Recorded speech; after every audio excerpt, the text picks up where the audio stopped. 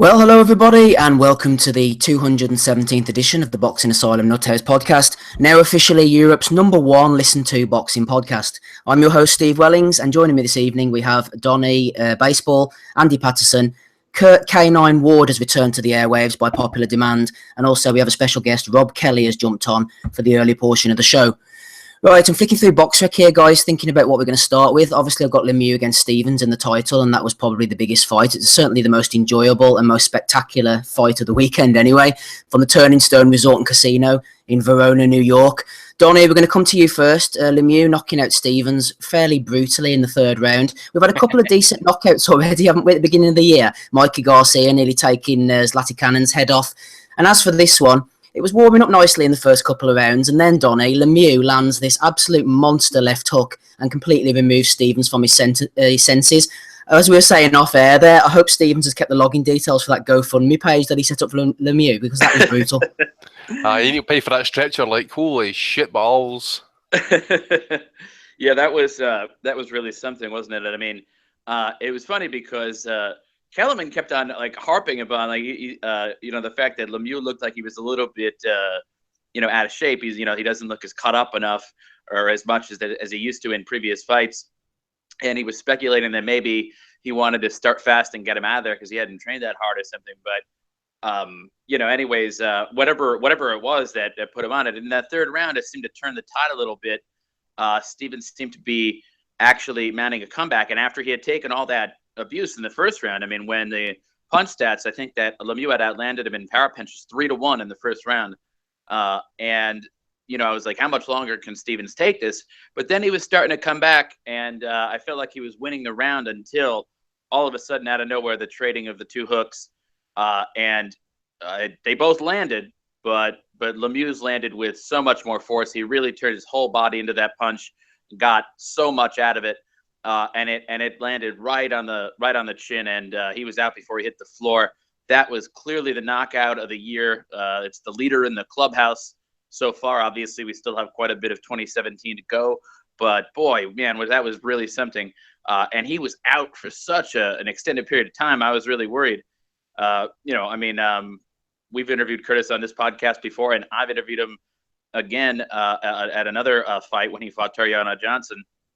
As part of the press row interviews and everything. And so, he's a really nice guy, and I was hoping the guy to be okay, but it turns out, according to the reports, he is doing okay. But yeah, I mean, he was out before he hit the floor. That was an amazing knockout, and it definitely puts Lemieux right back in there in the mix at middleweight. I don't know if anyone wants to see the rematch of the Golovkin fight. He says he wants it. I don't know if anyone really wants to see that, but I think Saunders and Canelo are definitely opportunities for him. Thanks for that, Donny. Andy, Donny referenced Lemieux's weight there. I must say, whenever I first saw him in the ring, he looked a little bit heavy to me, a little bit wide around the waist. And I was talking to Anto Connolly, a mutual friend of ours, on Twitter earlier. On Facebook, actually, I think it was, sorry. And he was saying that Lemieux had missed the same day check weigh-in. I think HBO run it, to see how much they've hydrated. He accidentally missed it. So there's obviously some kind of weight issues there. Do you think the fact that he was looking a little bit beefy had that extra spite in his shots, or has he always just been a monster puncher? Well, I think, as I said to you earlier on, mate, you could call him Lemieux, you could call him Lemieux now. Last night, he was just, that was his pure punching power best there last night. But we've always said that Stevens is a kind of smaller guy. I just felt that Stevens, when they felt the power up close, especially in the first round, he was just basically in survival mode. It just shows you the amount of force these guys can generate. Like, that was a short left hook. I don't know how many inches it travelled, maybe 10 to 12 inches maybe. I mean, it just shows you the amount of power he got in it. I was happy. I was actually gleeing at that knockout, because Stevens has just talked that much shit in the past. You remember the vigil he had for Triple G, and then he felt the power off the big man. And then, as you say, he started off with fucking GoFundMe page for David Lemieux's hospital bills, and he was the one that ended up getting carried out the ring and sent to the hospital for a CT scan. So everything's okay. The thing about Lemieux's weight, I don't know if he is now beginning to struggle with the weight division. He's getting up in age. He's been at middleweight his entire career. In the past, he's made the IBF second day away when he was champion, but it might just be one of these cases. He just made a mistake this time. Maybe just overcooked it a little bit. I wouldn't look into it in too much great detail.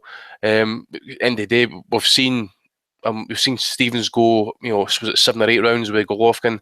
It just happened. He's just dropped his right hand at the wrong time as he's trying to kind of then wing on his own left hook and just took a shot square in the face. Devastating, absolutely devastating. I was actually happy to see it because he's talked that much shit. I know Donny says he's a nice guy and all that sort of stuff, but then if you talk that much shit, you got to back it up from time to time, and he's not backed it up yet. So Lemieux, I think he's actually even punched himself out of a fight with Canelo. Actually, if he beats Chavez, I don't think Canelo's going to want that work. Saunders, fuck knows what he's going to do, man. I don't know who he's fighting next. Don't really give a shit since he ducked the Georgian, So. Rematch with Golovkin, don't want to see it. And I move up to super middleweight. I don't think it's even a possibility. He's got to stay at 160. So I don't know who he would fight next, but if he's going to fight Canelo next, then I don't know. I really don't know, mate. Kurt, Lemieux's on rematch. Now, as much as I don't want to see them go over old ground, because I think Golovkin would do exactly the same to him second time round, it could be a case of the Lemieux rematch doesn't happen, but Golovkin ends up fighting lesser opponents while he waits for the more esteemed names of the middleweight division to grow a set of balls. Would that be of concern to you, Kurt? Well, I suppose so. I mean, he's obviously wanting the big names, and we're just waiting and waiting. I mean, I don't think many people have an interest in Lemieux Golovkin. I mean, what can he possibly do that's different? Lemieux is, he's an exciting, fun fighter to watch. In a fight like that with Stevens, in like a shootout where they're both just loading up big bombs, yeah, it's going to be great. But against someone more technical and obviously from a long amateur background like Golovkin, he's going to be showing up for what he is, and he's a good level, but the higher level he just won't compete at. I mean, to be honest, I wouldn't mind seeing fights like Lemieux against Eubank Jr., Lemieux against Canelo, but obviously we want to see Canelo against Golovkin. So I mean, there's quite a few fights out there for Lemieux. But in terms of Golovkin, I mean, no, he needs the Canelo fight. I mean, I don't know if this Billy Joe Saunders fight's going to happen once he surely beats Danny Jacobs. But then, it has to be Canelo, I think, after that. And hopefully that will happen. But we know with Canelo, he can fight anyone. He can make loads of money. He doesn't seem too bothered about what the boxing fans think. He's taking on, Chavez, so he obviously doesn't give a shit. So, I mean, he's happy to make his money, but I think eventually, I did say on a podcast before that I think the fight will happen, but Canelo runs the show and he'll only fight when he wants to. And at the moment, I think he's happy just taking on soft touches for a few millions. Rob, I'm not sure how much of this one you saw, but just regarding Lemieux and Stevens, it looked like a can't miss fight between two big punchers. Now, I foolishly was swayed by one of our regular panellists last week, Dave the Hater Lowback. He said that he thought one of them might get on the jab and make it boring, and it might not end up as the slugfest that it was. It certainly wasn't disappointing for the 2.5 rounds it lasted. I think both men were definitely hurt until Stevens' lights were put out completely for the night. Yeah, that was a brutal knockout. I thought Lemieux did a little bit better on the jab than Stevens. I thought Stevens actually would have tried to get to the jab more. I thought Lemieux was taking it out of him to the body as well. It was just a matter of time before he was going to get him out. He looked a lot bigger, especially in the weigh-in, on the day of the weigh-in. I thought Stevens looked like a junior middleweight compared to him, and it was a brutal knockout, beautiful punch. Whoever was doing the commentating on the Box Nation feed on the HBO International, I think he was a mate of Stevens. I started watching it around 30 seconds into the round, so I didn't get who it was, but he was so biased towards Stevens. It was actually ridiculous. When he was comatose on the ground, he was like, but yeah, he threw the right hand too. He almost got there. I was like, he stashed on the floor, dude. You know what I mean? Let it go. Anyway, he was terrible. But as far as where Lemieux goes from here, I agree with Andy. I don't think Oscar's going to let Canelo anywhere near him, because Canelo's shown that, as good as he is, he's vulnerable. He gets hit. He's easy to touch. So, and really, Lemieux's only bad performance since Romeo, if it was against Golovkin, and not for nothing, he hit Golovkin square with that left hook too, and Golovkin didn't budge with it, because they exchanged at one stage in the fight. I think it was the 4th round, and Lemieux swung for the bleachers and seemed to clip Golovkin clear and never moved him, which is even more scary. Excellent stuff, Rob. Thanks very much. Stay on the call for as long as you wish, actually. Right. We have a very special guest on the line. You know him as the Guru. Woo! He has no trouble making the weight. Never mind about that. Tommy, We're on a Lemieux Stevens first. What do you think about this one? Stevens hard done to. I mean, flip me. Why the ref called that off? I don't know. Oh, he wasn't getting up at 50, was he, mate? That's unbelievable knockout. That I actually thought that in Zlatan got knocked out for Mikey Garcia. I didn't think we'd see a knockout like that this year, but that's probably went and topped it last night. That was incredible. I got this morning and watched the two fights. I knew that the other fight was a stinker, so I watched Lemieux and Stevens first, and I put that Andrade fight on. I had to go back to my bed for an hour after watching it, man. It put me back to sleep. But that was sensational. It was actually a good wee scrap. Yeah, I thought Stevens was actually doing all right at that point, and bang, he was out. Button. What was the other KO we saw? Was it Friday night? Was it the Showtime card? Did they have a card on Thursday, Friday night? Guy just walked right into a right hand. Donnie, do you remember that one? I only saw Shields. I only saw the main event. Ah, right. I need to try and get the name. Didn't see that one, Andy, but definitely the forerunners for this year so far have got to be out of Garcia and Lemieux. Do you think Lemieux's maybe just edging it at the moment? I suppose if you talk about like on a kind of semi-world stage, then you've got to go for Lemieux. But that other knockout, I forget the name. It's bugging me now, but it was equally impressive. As I say, the guy just walked right into a right hand and just basically he just dropped like a fucking sack of shit.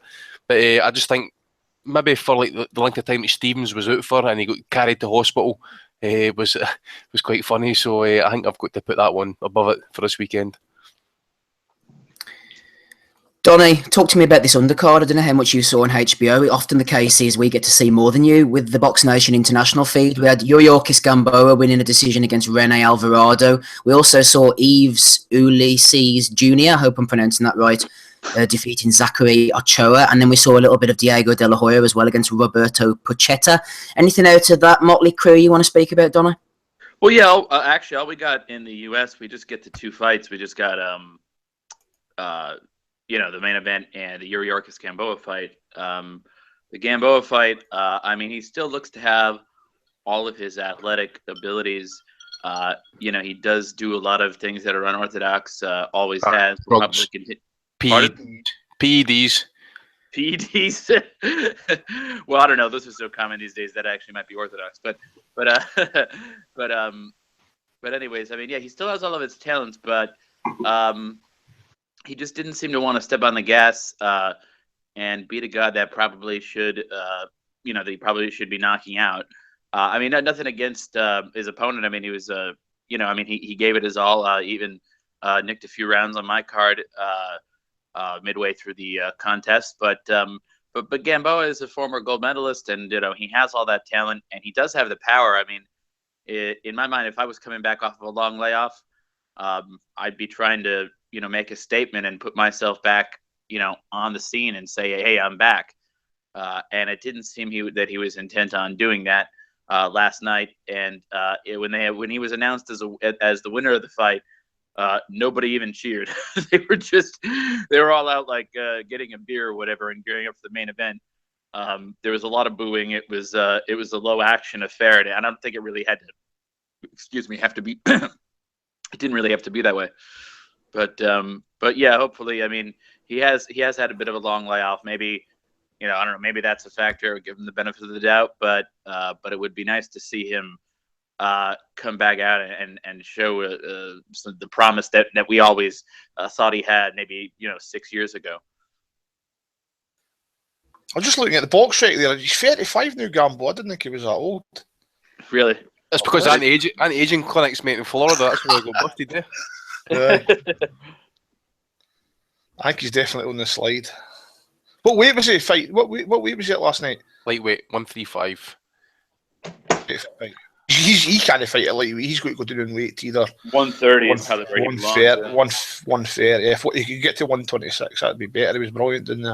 Well, he weighed in at 131 for that fight, so I can't see him. He's not going to go down to. Oh, he could actually 131. Aye, so he should be able to make one. Super fair. Aye, no problem. Aye. His best days were down in weight, weren't they? I think it was a shame they missed the boat on the Lopez fight. They let it go for too long. Yeah. Uncle Bob let it marinate too long, mate. And then he got fucking. It was Lopez? No, it was. Aye, Salido smashed him, didn't he?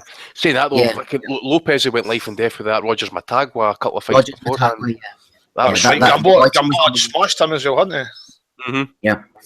Yeah, that showed his deficiencies, I think. Any other comments on the undercard, guys, before we move on? I never saw any, mate, in all honesty.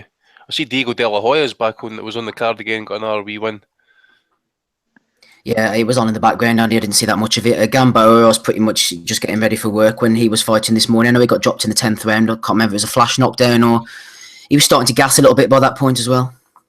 He needs to get back on the EPO, mate. Certainly does. Before we move on to Germany, we have another caller on the line, fan of the show, Danny Young's with us. Danny, welcome to the Nuthouse podcast. Good to have you on. Anything from the weekend? Bill and Lemieux, Stevens action. How did you see that one? Yeah, thanks for having me on, Steve. I really enjoyed it, actually. It was quite good. Obviously, the left hand that wiped out Stevens was probably, like you say, probably knockout of the year. It'd be hard to see that one getting beaten. I didn't really see anything else on that card, just that fight. No problem. I know that you did see the Chinese fight from the weekend and the Conlan fight, so we'll bring you back in whenever we get to those for an in-depth report, hopefully, about Rex So, I believe you pronounce it, and Jamie Conlan's fight over in Belfast as well. Right, before we get to that, let's go over to Germany. I know there's been mixed reactions to this one. Jack Kulkai against Demetrius Andrade. Andrade getting the win via split decision. Whether it should have been a split decision or not is open to debate. Nelson Vasquez gave it to Andrade by a score of 116-112. So did Stanley Christodoulou, the veteran South African judge. While Giuseppe Quartarone, great Italian referee, we've seen him doing a few European title fights over in the UK over the years. He gave it to Kulkai by a 115-114 score. Andy, Kulkai did okay. Andrade, though, as we spoke off air, he's too inactive, isn't he? I mean, I have his record up in front of me here. He fought twice in 2013, once in 2014, once in 2015, once in 16, and now he's had his one fight for 2017. Whether it's promotional issues or not, this guy's got skills. He needs to stop arsing about and get in the ring on a regular basis because he shouldn't be going to split decisions against Kulkai, no matter what you think of the score. Aye, mate. Just before we do get into that fight, I just say that entire card that we got presented by in Germany was fucking AIDS. That was honking. That was a disgrace to even get that presented to us last night. I'd have been embarrassed having to fucking give that to a package deal for a TV company. Honking card. Andrade, I agree with you, mate. Andrade, I don't know if people are going slightly overboard by saying is he overrated? Have we actually kind of thought he's something that he's not?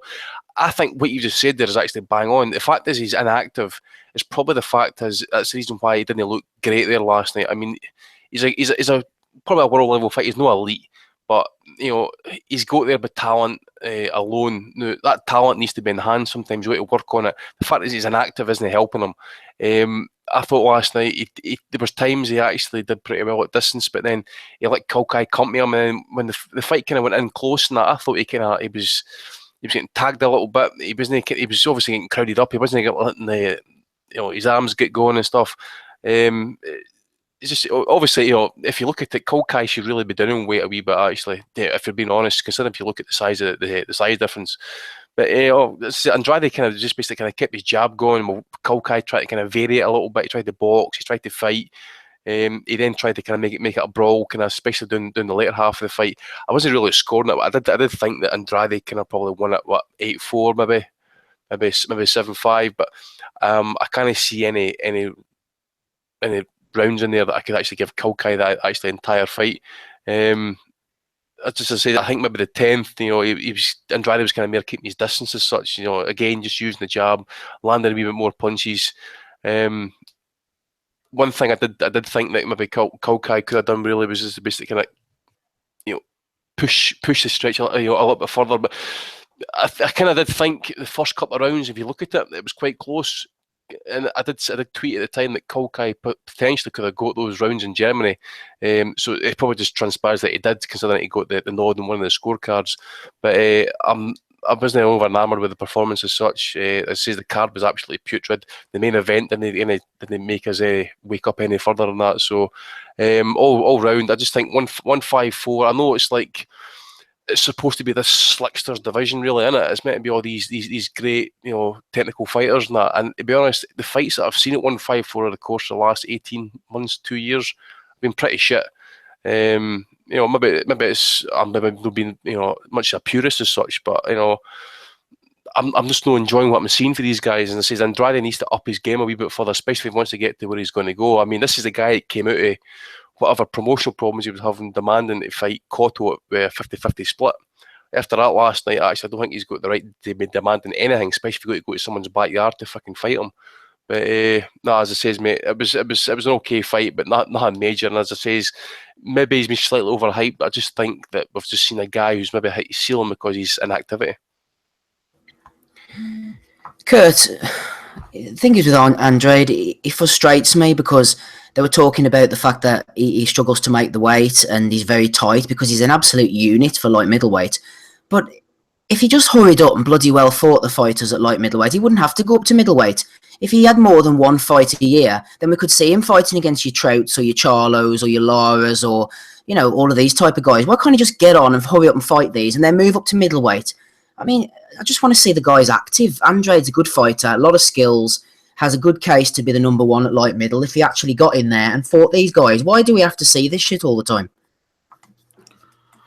And when you factor in he's had like so few fights, and one of those fights was against Brian the Lion fucking Rose, I mean, that just tells you everything. And against the terrible veins, Marty Rosian, I mean, absolute shite. I think this guy's pretty overrated, to be honest. I mean, what is he, nearly 30 years old? What's his best win? Marty Rosian, I imagine.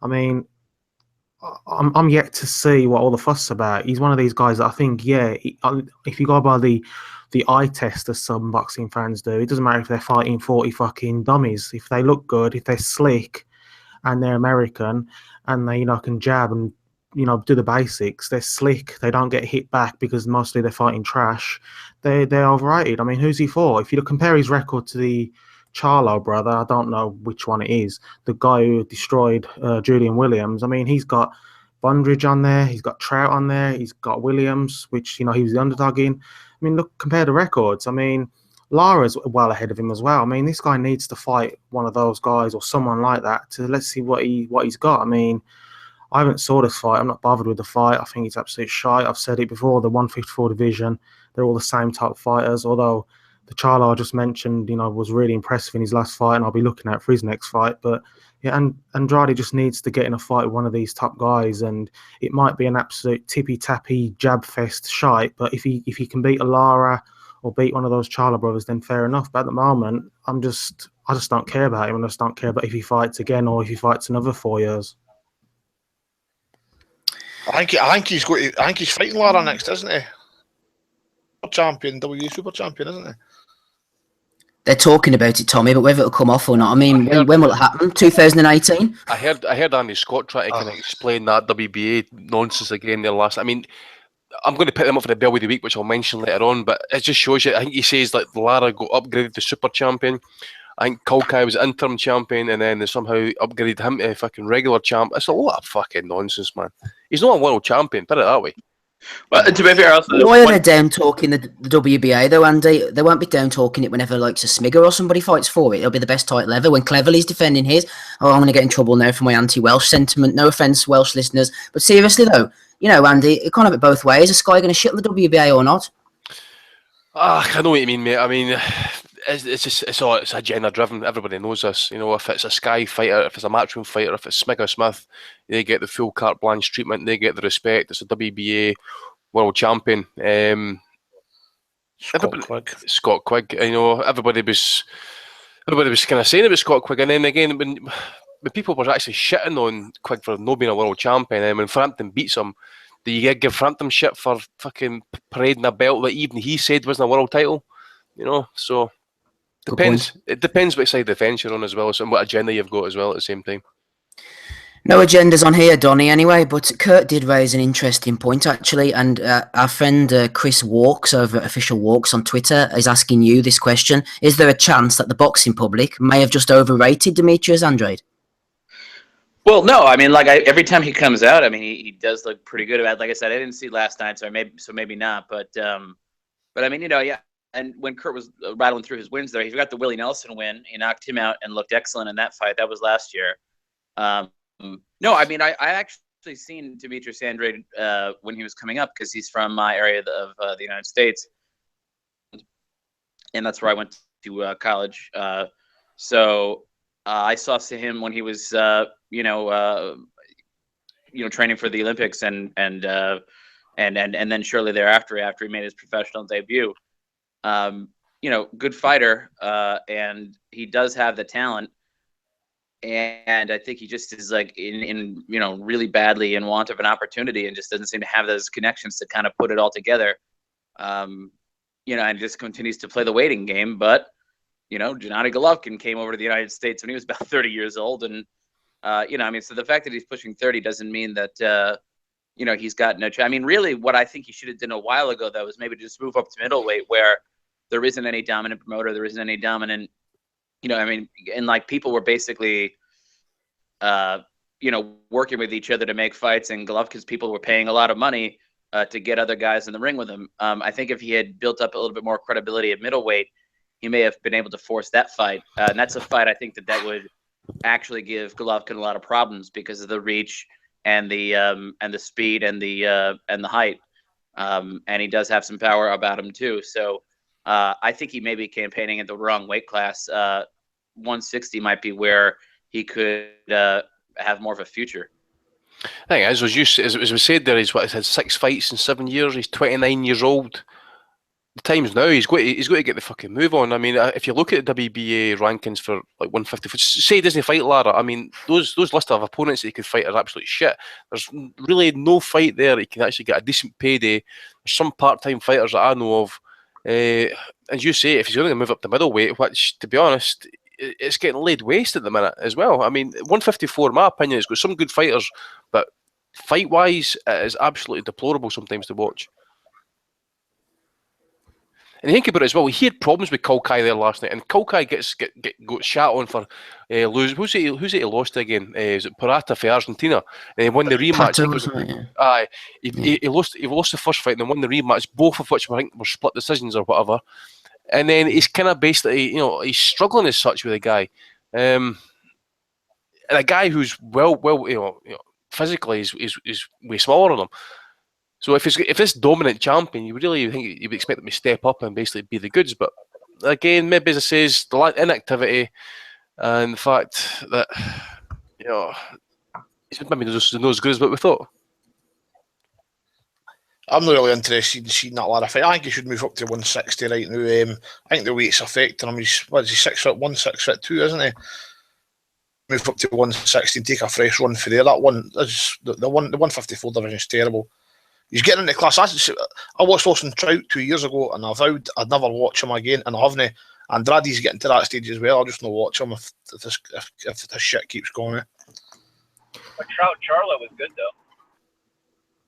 Oh, who's this? We might have lost 2 of our panel members, but we've gained something here. Dave the Hater Lowback. Dave, speak to me. I'm just saying, Austin Trout has been in some bad fights for sure. The Delvin Rodriguez was awful. He's been in some bad ones, it's true, and his style's not that great. But the Charlo fight was good. The Canelo fight was decent. I think he's not the kind of guy you swear off watching, I don't think. Also, that fight, he had a couple interim fights after losing to Lara, and some of them were pretty good. He got dropped and just rallied back to stop it. The Daniel Dawson fight. Yeah. Thanks for that, nice. Dave Lowback. Yeah, Guru, do you want to tell us anything about the undercard? It was a bag of shit, wasn't it? You don't have to if you don't want to. I never watched undercard, I only watched the main event, mate. Who was on it? Gamal Yafai? Oh, yeah. He went the distance with some. I mean, there was 4 Georgians on that card there. I mean, remember there was an article a couple of weeks back about the Georgians that was coming to the UK and all that sort of shit. Yeah. These guys, man, fuck it. I mean, okay, they went the distance in that. Gamal Yafai. I didn't want to see that guy fight again. That was absolutely terrible. I mean, he just... Shite. It was shite. And Darren Barker, I mean, I like Jimmy Moore and that, but that commentary last night was bland. They were constantly looking for something positive to say and stuff. Just call it as it is. It was fucking garbage. 4 Georgians. That Alexander Piel, that cruiserweight guy, 7-0. Fucking AIDS. Absolute shit. Sky had their work cut out last night, Andy, didn't they? That was the filler of all filler jobs, as I said on Twitter, trying to get through that dead air before the main event started. And then to put on Joshua and Vladimir Klitschko, two of the wettest spackers out there, by the way. The much charisma as a fucking paedophile. Right, anything else on this I think never mind. I was going to say something bad, but I won't say it. No, Donny. Filter bubble, Donny. Don't say it, whatever you're about to say, please. I mean, on the Yafai brothers, I mean, I should support them, shouldn't I? They're from Birmingham. They're one on my own, but just like Frankie Gavin, they'd put a glass eye to sleep, wouldn't they? I just got no interest in them. I mean, it sounds bad, but why do you want to watch, guys just who are so boring? You might as well turn off. I mean, that card, I haven't watched a second of it, and I won't be watching a second of it. So, I'd prefer my Ruby's Holyfield trilogy than that shite. To be honest, I've got to give Cal a wee bit of respect. I mean, the guy he beat for that, I don't know if it's a real world title. I need to go back. It was a good win. It was a good win against a fighter who was really good at his prime, but I just think he got him at the right time. 33-year-old. I'm not going to shit on it. It was a good victory at the same time, but just to bear in mind. Conception had seen better days, hadn't they? Aye. Saying that, he had been on a good run of victories and stuff. He went to China, beat who was it? Kohei Kono, I think it was. So he still proved he had enough about him. But I just think in the end, he's been in a lot of wars. He's old for the weight, etc. But I've got to give Cal a bit of respect for that one. Aye, I quite like Cal Yafai. It's just Gamal. I'm not a big fan of him. No chance. Right, guys, we're going to move on. I'm going to park the reviews for the time being and get through the mountain of questions that we have. We'll return to the reviews from the weekend very shortly. We've lost Rob Kelly and Danny Young. Great appearances from them. They disappeared. But we still have Dave the Hater Low back on the line, Donny Baseball, Andy Patterson, Kurt Ward, and Tommy the Guru Allen. Don't forget to go over to the YouTube page and subscribe and leave 5 stars on iTunes. Were you going to add something there, Andy? Yeah, just to let everybody know that Brendan Rodgers is a grass. Right, Guru, get rid of that phlegm because I've got a question coming your way here. It was sent in by Danny Robson. He says, if and when Triple G gets all the belts, then vacates and goes up to 168, who would you have in a £160 Super 6 tournament and who would win? Right, this £160 Super 6 tournament, Guru. We've got Billy Joe Saunders in there, yeah? Right, Billy Joe Saunders. Obviously got Lemieux, Canelo. Who else? Curtis Stevens. I'm sure we could put him back in. We've got Jacobs, regardless of the result, I would say. Danny Jacobs, Sergio Mora. Fuck. No. It's not exactly a division letter with fucking talent either, is it? No. Is that a middleweight tournament? Yes. You're going to see Canelo, right? Billy Joe Saunders, David Lemieux. Leon Dam, Murata, Chris Eubank Jr. I'll go Chris Eubank Jr. And you could probably put Andrade in there too. Yeah, you could, like the Super 6 with the Super Middleweight, you could probably stick a couple of guys from underneath who are big guys. I've got my last guy, and I'm quite high on this Japanese guy, Murata. Quite like Murata, so that'll be my 6. Tommy, just looking down the WBO rankings, what about these heavyweight boxers? Rob Brandt, Walter Corton-Dokwo, and at number 15, Tommy, Obadiah Sy. Do you remember him losing to Jamie Cox a few years ago? He almost lost his cock as well, Jamie Cox. I can't see. I've heard a lot of these guys, man. It's typical WBO shit right there, but who have I said? I've got Canelo, Danny Jacobs, I've got Chris Eubank Jr., David Lemieux, Saunders, Billy Joe Saunders, and Murata. And who wins, Tommy? Who wins out of all that, Tommy Sullivan? Canelo wins it. Canelo, everybody knows my opinion. I think Canelo's the best middleweight in the world anyway, and he rightly is because he's lineal champion. Man. Fought a middleweight. How's he not fought a middleweight? He's fighting a fucking super middleweight next. Come on, fuck. What a minge. Let's see Triple G fight a super middleweight. Here, let Dave in. He sounds like he's on a spaceship. Go on, Dave. He hasn't fought one yet, and next is a guy who sucks at middleweight, super middleweight, wherever he is. He just sucks at boxing, Dave. He sucks at boxing. Doesn't matter what weight division he's in. He's fucking age. He's shit. He can't cut weight either. He's gonna miss the weight. Fanfara beat him for fuck's sake. When Chavez Junior's right, he's done the weight right. I think he's a good fighter. I don't think he's a bum. He's a fucking bum. I think this could be a decent fight. If he turns up in the same form that he whipped Andy Lee in, we could be in for a good night. I think he has a good chin, and that's about it. Remember John Duddy fight? That was fucking putrid. Right, Tommy has spoken. Let's move on. Kurt, let's get you in on this one. Question from Lee Jordison. He says, do you think it's realistic that Tyson Fury will make his long-awaited comeback in May? Just before you answer that, Kurt, I was kicking myself. I was there on Friday night at the Waterfront, and the Boxing Union of Ireland president, Mel Crystal, was in attendance, and I was chatting to Mel for a good while, and I forgot to frigging ask him, didn't I? Fury keeps saying that he wants to box on his Irish licence. I should have asked Mel what the situation was, whether they were going to licence him. But even if the BUI do give him a licence, Kurt, and he's talking about fighting in Manchester, the British board, who are refusing to let him fight, are going to kibosh the show anyway, aren't they? So basically, long way of saying, Lee Jordison's question, is Fury coming back anytime soon? Well, just on the Irish thing, didn't they say that they'd go with the British Boxing Board and not license him either? I mean, that's what I read anyway. But money talks, I suppose. That's right. But apparently he's actually he holds a license in Ireland. I'm sure Irish said that they weren't going to sanction it at all. Yeah, but let's be honest, he can just get a Maltese or a Luxembourg or some, that's right. He can just do it. You can just do what Haynes Chisora done. Haynes Chisora fought in Luxembourg. I don't see the board in that. They're too heavy-handed with fighting, and I think they're pricks.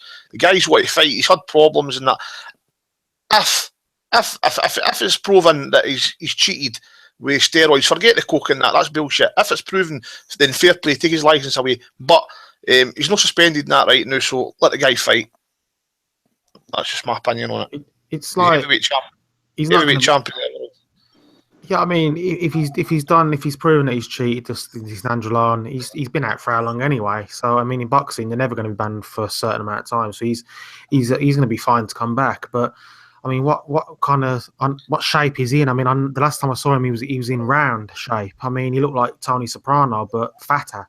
I mean, I don't know. He's supposed to be back in May. I mean, is he going to be £300? Is it going to be like, I don't know, but I think that's too ridiculous to come back that soon, unless he's really he's gone in the fucking sauna and he just hasn't eaten for about 3 weeks and he might lose about £25, I imagine. But I don't know. But yeah, I hope he does come back. He's good for the division. He's good for the sport, and he's crazy. So we need all the characters we can get. This is boxing. He'll find his way back, but I think that's just too unrealistic to be back for that time, unless the pictures were taken for longer than we thought, and maybe he's in decent shape. But last time I saw him in a video, he was trying to jump over a fence in a field and he couldn't do it because he was about £300. So I mean, I don't know. Saying that though, he's meant to be 7 stone overweight. 7 fucking stone, man. Must have been eating a fucking Jaguar or something like that. Well, he's probably the prime opponent for Anthony Joshua. Should he beat Klitschko, I imagine? Well, actually, I think what happened was he was making some pastry, and the recipe called for powdered sugar, and they put the cocaine over the pastry. Only you Yanks could eat powdered sugar, Donny. Friggin' hell. That's see when you look at Tyson, that he's been blown up in weight quite a lot in previous fights as well. It's not good for a fighter doing that. It's not going to be good for longevity. If you look at Riddick Bowe, he was putting weight on and that between fights, and that hurt his career. I don't think Tyson's going to get a long shelf life. Right, Tommy, yeah, actually, just on the final comment on this, I saw someone was putting it up, obviously it's not going to happen, that Fury was maybe going to fight that guy, the human password, that David Hay fought, whatever you call him. The Cobra. I just call him the Cobra. Gerjai, was it Gerjai his name was? Yeah. Fucking hell. Listen, for Tyson's first fight back, he's going to take a soft touch, isn't he? Get a tune up in that road. I've really not got a problem with that. Who he fights, get in the ring. We'll see how he looks, and get a training camp in behind him, and go for one of the big names. I honestly think. Go on, Andy. I was just going to say, I would love it if he came back actually like Ali and just fought like a top 10 ranked contender, like no fucks given. Just fucking prove that he is the fucking chosen one, eh? What about coming back and facing David Price Conqueror Hammer in a rematch we all want to see? Hammer's just mate, that's the momentum right now. It needs pay-per-view that one, mate. So I kind of see it happening straight away. He's pay-per-view. He should fight Luis Ortiz. I'll say it again. He can beat Ortiz. Screw Ortiz. Yeah, easily screw him. it's a guy that no one else wants to fight. It would be the perfect statement to make his comeback. Did you have VADA testing, Dave, for it? Hey, B sample for Fury was clean. That's all I know. Okay. Shannon Briggs. Aye, Big Shannon the Cannon. Right, let's move on, guys. We have a special guest on the line. Big Russ has joined us. Russ works for Dennis Hobson Promotions. Russ, tell us about this Kell Brook, Errol Spence situation. What's going on? Is the fight happening or not? You're on mute, mate. Unmute yourself, Russ.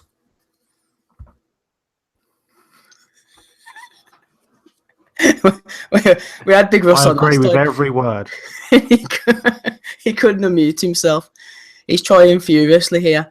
Can we Ross trying to unmute. He's like Frank Warren trying to get a fucking good opponent for one of his WBO scrubs, isn't it?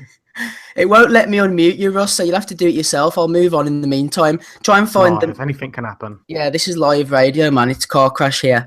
Everything's going wrong. It's like that guy, Kurt. Did you see him on the BBC? And his kids start coming in, and then the nanny runs in. And That's hilarious. That was brilliant. That was quality stuff. I mean, it was even better. It was all these fucking hand ringers saying there's all it was child abuse, pushing the kid away and stuff. I'm like, oh, fuck's I sake. just like the fact that Rossi's still talking at the bottom. It's just, let's put him on big screen. Let's let everyone see him. Russ. Rossi's talking, as you know. You're going to have a sore throat from all this talking. we got you on the big screen, Russ. Right, Russ, you fiddle for that Floor mute is button. yours, Ross. Is that Lou DeBella? Russ is having a good time there anyway. Right, let's get somebody else in, for goodness sake. Donna, you're the man for this question from Lee Jordison. What now for Amir Khan now that the Pacquiao fight looks dead in the water? Is it officially dead, first of all?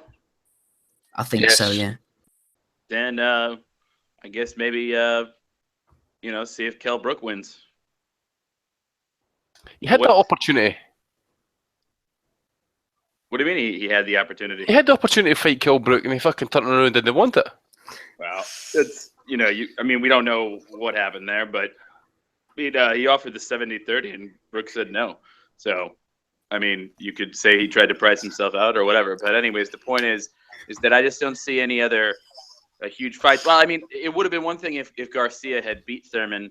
That fight would have been there, but of course that didn't happen. I don't think he wants any part of Thurman. I mean, he could fight him, but I just don't think it would end well for him. And so I think that the fight that he'd have to take if he wants another big money fight, as he tries to go off and I think do what I think is kind of a nest feathering retirement tour, is to probably take the Brook fight, because there isn't any other massive fight for him out there. Frankie Gavin. He's just shot himself in the foot, hasn't he, Khan, I think? I mean, he could have had the Kell Brook fight, could have made his millions, but he said he wants Kell Brook to fight Spence because I think he believed he had this big fight lined up. And if you listen to Khan, he thinks that Spence is going to beat Brook. So that Brook fight's not going to happen after that anyway. And, I just thought it was quite hilarious seeing the epic fail of all the Amir Khan fans on social media saying, oh, look, Khan's fighting the best again. He hasn't even been signed and it ain't even going to happen. I mean, Khan should just fight someone, a good name, but he's trying to get the big money. But who's it going to be now? Probably Lamont Peterson rematch. It makes sense. It's a safer fight for Khan. It's a fight that, he could lose, but he's most likely going to win that fight. It's a safer fight. He won't fight Furman, no chance. He's not going to get paid enough to be knocked out, so he'll just wait now. They're still looking to do the Pacquiao fight later in the year. Would he fight a Garcia coming off a loss? Well, they're both coming off losses. I think that's a fight that probably makes sense. I wouldn't mind seeing the Garcia fight or the Lamont Peterson fight rematch. Yeah. Both fights are acceptable. Yeah, the Lamont Peterson fight probably wouldn't even be a bad fight either. I mean, it was a good fight. First one was good. That was a good fight, aye. Yeah. The first one was good. It'd probably be good again. And yeah, clear one for Peterson as well. Yeah, the Garcia one is more about the revenge, anyways, and the belts. So yeah, let's see that. Let's hope it's back in Washington with a man in the hat. Yeah, the hat man strikes back. Donny, we had a question last week, which I think might be of interest to you, actually. Someone asked, I'm paraphrasing now, if Khan were to lose to Pacquiao, obviously it's not happening now, and Brook were to beat Spence, do the terms of the negotiations dramatically change between the two?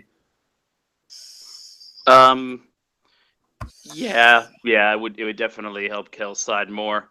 Khan would be coming off 2 straight losses. Honestly, it would hurt the appeal of the fight altogether, to be honest. But like you said, now that might be a mooted point, unless maybe this Pacquiao fight can somehow materialize. But from some of the friends that we know, it doesn't look like that's going to happen. Guru, rack your brains. Let's see how much of a guru you are for this one. Question from Rio Tonka. He says, can anyone think of a fighter who's had an easier route to winning the Lonsdale belt outright than Cardle's last list of opponents? Now, while you think about that, Tommy, let's just have a look. Ryan Rhodes. He won it in about 2 months, didn't he? Yeah, he beat Paul Silky Jones for the title, didn't he? Did he take the title for Silky? Aye. Was it Silky? And then he defended against Lyndon Scarlett. Am I right in saying that? This is interesting. I'm going to check that right now. Oh, he did. He beat Paul Jones in his first fight. The first fight for the British title. Then Peter Woodley. Then Del Bryan to win it outright. Lyndon Scarlett was a fight after he won the Lonsdale belt outright. Oh, so my great knowledge was meaningless knowledge there, Tommy. It wasn't a bad shout, mate. I can actually remember Lyndon Scott. Well, let's have a look at Cardle briefly then. He won the vacant title against Craig Evans, which wasn't a bad win. Then he knocked out Sean Dodd. Then he had a rematch with Dodd and he drew with him. Then he had a nondescript win against some Croatian. Then he beat Kevin Hooper by knockout, and then he's defending against this Robbie Barrett. It's not great stuff, is it? I wonder if Scott Cardle knows that Brendan Rodgers is a grass, by the way. Who the hell is Brendan Rodgers? Exactly, mate. Good question. Who is he? Andy, I'm going to say to you, like whenever Antonio Tarver was fighting Roy Jones Jr. in the rematch and Jay Nady said, any questions? And Tarver said, what are your excuses going to be tonight, Roy? And Jay Nady said, not those type of questions, not those type of comments on here, Andy. Okay, mate. You worried? You worried because you get some Raj coming on here saying, you let that orange bastard say what you want to fucking say. Okay, let's hit you with this question instead. Then from a friend of mine, Rory McGonigal, was talking to on Friday night, actually. He said, I was reading earlier that Naoya Inoue might be moving up in weight to fight Yamanaka. Was wondering what the panel thinks about that potential fight. What do you think about that, Andy? That'd be pretty tasty stuff. Oh, mate, I'm getting some wood. I thought of that one. That's fair, mate. That is. I don't think that's going to happen, no, mate. No. I mean, I know Inoue's constantly growing, but I know his next fight's against some guy. It's not really, bringing home the cow, so to speak. But I mean, if he's going to go up in weight, I'm no exactly holding out hope that this Gonzalez fight's ever going to happen. As I say, there's a window for this fight. I think it's within the next 12 to 18 months. If not, it's not going to happen. I think the Estrada fight's well gone as well. So, Inoue, if he's going to fight in Japan still and that, he's not going to bring it in America, then, Yamanaka it's a great shout. I think it's a great fight. And it will basically tell us exactly where Inoue is at this point, actually, as well. Is he going to be the next, big thing coming to Japan? I know he's got a lot of hype in that, but Yamanaka has been explosive. He's been absolutely dominant for the last few years and stuff. So it's a great fight, and one I definitely want to see happen. Big Russ has left us, unfortunately. That's twice I've tried to get him on and we haven't been able to get him on. I will persist with Russ. I hope he gets his problems sorted out over the weeks because he is quite a candid talker and he knows quite a lot of information. So I was hoping to get him on to talk shit and give us the inside knowledge on a few things, but it's just not happening. It's not working out at the moment, guys. Right, we can hear Dave the Hater Lowback, which is always a bonus. Dave, question from Liam Jordan. This is quite a straight to the point one. I don't know what you think about this one. He said, would Stevenson, as in Adonis, beat Bellue at any weight the same way as the first fight? So maybe Liam's thinking there could be some kind of a rematch at heavyweight, perhaps. Would it be the same outcome? I don't think so. I think Bellue's made some improvements since, and I think the size would be a factor.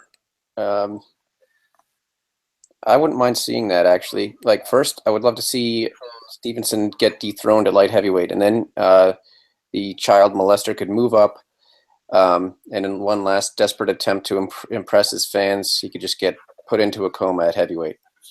That would be awesome. Dave, not more coma talk. I've told you. Hey, he deserves it because he raped children or whatever. Can I also just add here actually that this victory tour that Bellue's on just now is absolutely fucking embarrassing. I'm just being a feminist, standing up for women's rights. He can't. Whatchamacallit, though? I mean, he doesn't. He keeps winning, though. I mean, you could say, oh, it's an embarrassment or whatever, but he keeps winning fights that we all say he's going to lose. I mean, that's no embarrassment. I mean, he was a huge underdog to Hay.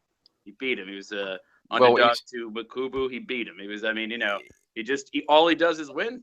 He's getting put off. He's getting put off for Bellue the week anyway for some comments that he's made result to this victory tour. Well, he's earned the right to say whatever garbage he wants, though, considering what he's done. I know he does. But I just want to put it out there that fans of Bellue should thank us. Since we made this Bellue of the week, he's undefeated.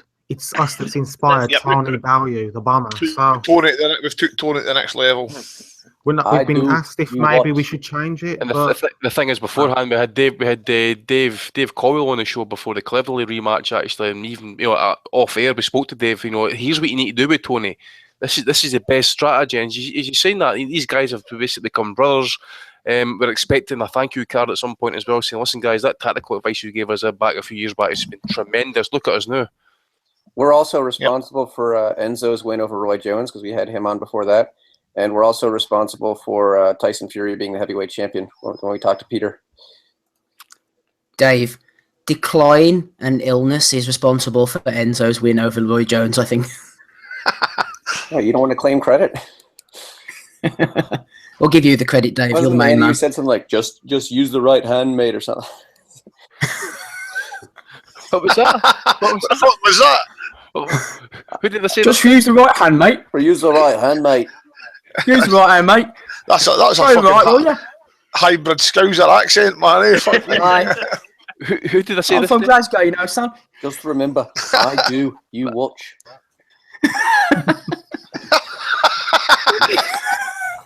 Ringo Starr. Aye. You should be doing Thomas the Tank Engine, Dave. Oh, fuck me, man. These fucking... These accents are shit. My Pakistani one's probably best. But this year's good. No, we don't want to hear that again. Right, come on. Let's get on with this. We're going back to the weekend reviews. Tommy, save me from this madness, will you? Question from Michael. Brendan Rodgers is like grass, by the way. Who, in your opinion, is the worst referee, Tommy? Ian John Lewis or Joe Cortez? Michael was watching some old videos on YouTube, and Cortez is pretty shocking, he says. Joe Cortez was actually a good referee at one point, man, but he was fucking completely shot come the end, wasn't he? Ian John Lewis is terrible. He's never been good. He's never ever been good, has he? So I'm going to hate to see Ian John Lewis. My personal favourite is his name's away from me. Who? McCanty Jr. Nah, he stopped Groves against Frotz in the first fight. Fuck Howard Foster. I hate Howard Foster. He stops every fight far too early, man. I cannot stand him. But Ian John Lewis is the worst ref. Exactly. John Lewis is the worst. Yeah, I think the thing with Cortez is he likes to put himself in the limelight, and he likes his stupid catchphrase, and he likes to be the star. But I think in a lot of the older fights, he done a fine job. He done the action. Yeah. Ian John Lewis is just an absolute walking disaster, and Steve Wellings having his pitch taken with him. I'm surprised Steve Wellings didn't just fall over afterwards and just break his neck, because he's a disaster. I like Harvey Dock's a good referee, and I tell you, he's a favourite of mine, Steve Willis. The guy who just loves the fights. He just gets involved, and he's like, "Yeah!" Whenever makes some faces and that, doesn't he? Yeah. I mean, none of them Steve Smolga, but yeah, they're all these up there as well. I believe Harvey Dock was reffing last night for Claressa Shields. Let me look that up. And I thought that was stopped fairly late. I mean, the girl took an ass beating. Claressa unloaded on her. She fights like a man. I don't want to put down. Yeah, it was Harvey Dock last night. I don't want to put down women fighting, but I mean, they really do slap a lot more. They don't have very good punch technique frequently. I mean, you've all seen women fights, and there's a reason that they don't get that many clean knockouts. But Claressa throws like a man. She throws. She throws to hurt, and she loads up clean and accurate shots, and she was landing them at will last night. Beat the shit out of this poor girl. She never went down though, but Harvey Doc finally did step in. You just know. See if you got Clarissa Shields in bed with you just know that she's gonna rip your arsehole apart with a fucking strap on, eh? You just know that. I don't know. See me talking about worst refs. She'll be submissive.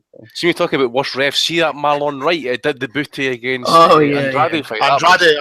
Oh, he was awful. Talk about carrying a fighter to the end. Lawrence Cole is equally fucking corrupt. Arthur McCanty's just Arthur McCanty Jr. He's just fucking awful. His dad must turn in his grave to watch his son refereeing a fight, by the way. And he carried cleverly back to the corner. Was that Terry O'Connor? He's awful. That fat bastard. That Terry fat bastard actually wipes. He actually wipes the water. Fucking brutal as well. Wipes the water up using his feet. Yeah. He's absolutely grim, isn't he? Corrupt bastard there. Then when he slapped Calzaghe and Manfredo, when Calzaghe landed about one punch and it was like a slap, and he just stopped the fight. He's just terrible. I really hated. I will always hate Russell Mora for that. Agbeko Mary's first fight. There was a fight in Thailand I watched with him actually. It was against, I think it was Koko Eto against Knockout CP Freshmat, right? And the last 3 rounds of this fight was just evil, and the guy got punched. The Japanese guy got punched all over the fucking place. And if it had been any other ring apart from Thailand, that fight would have been fucking stopped. But no, he let that go on, and the guy just basically got fucking carried out the ring afterwards. Russell Mora is also equally shit. Talking about getting carried out the ring, did anyone notice Michael Katsidis got a win on Saturday night? 8-rounder. Against Josh King. Anybody see this? No? Never saw it, mate, but it was a unanimous decision.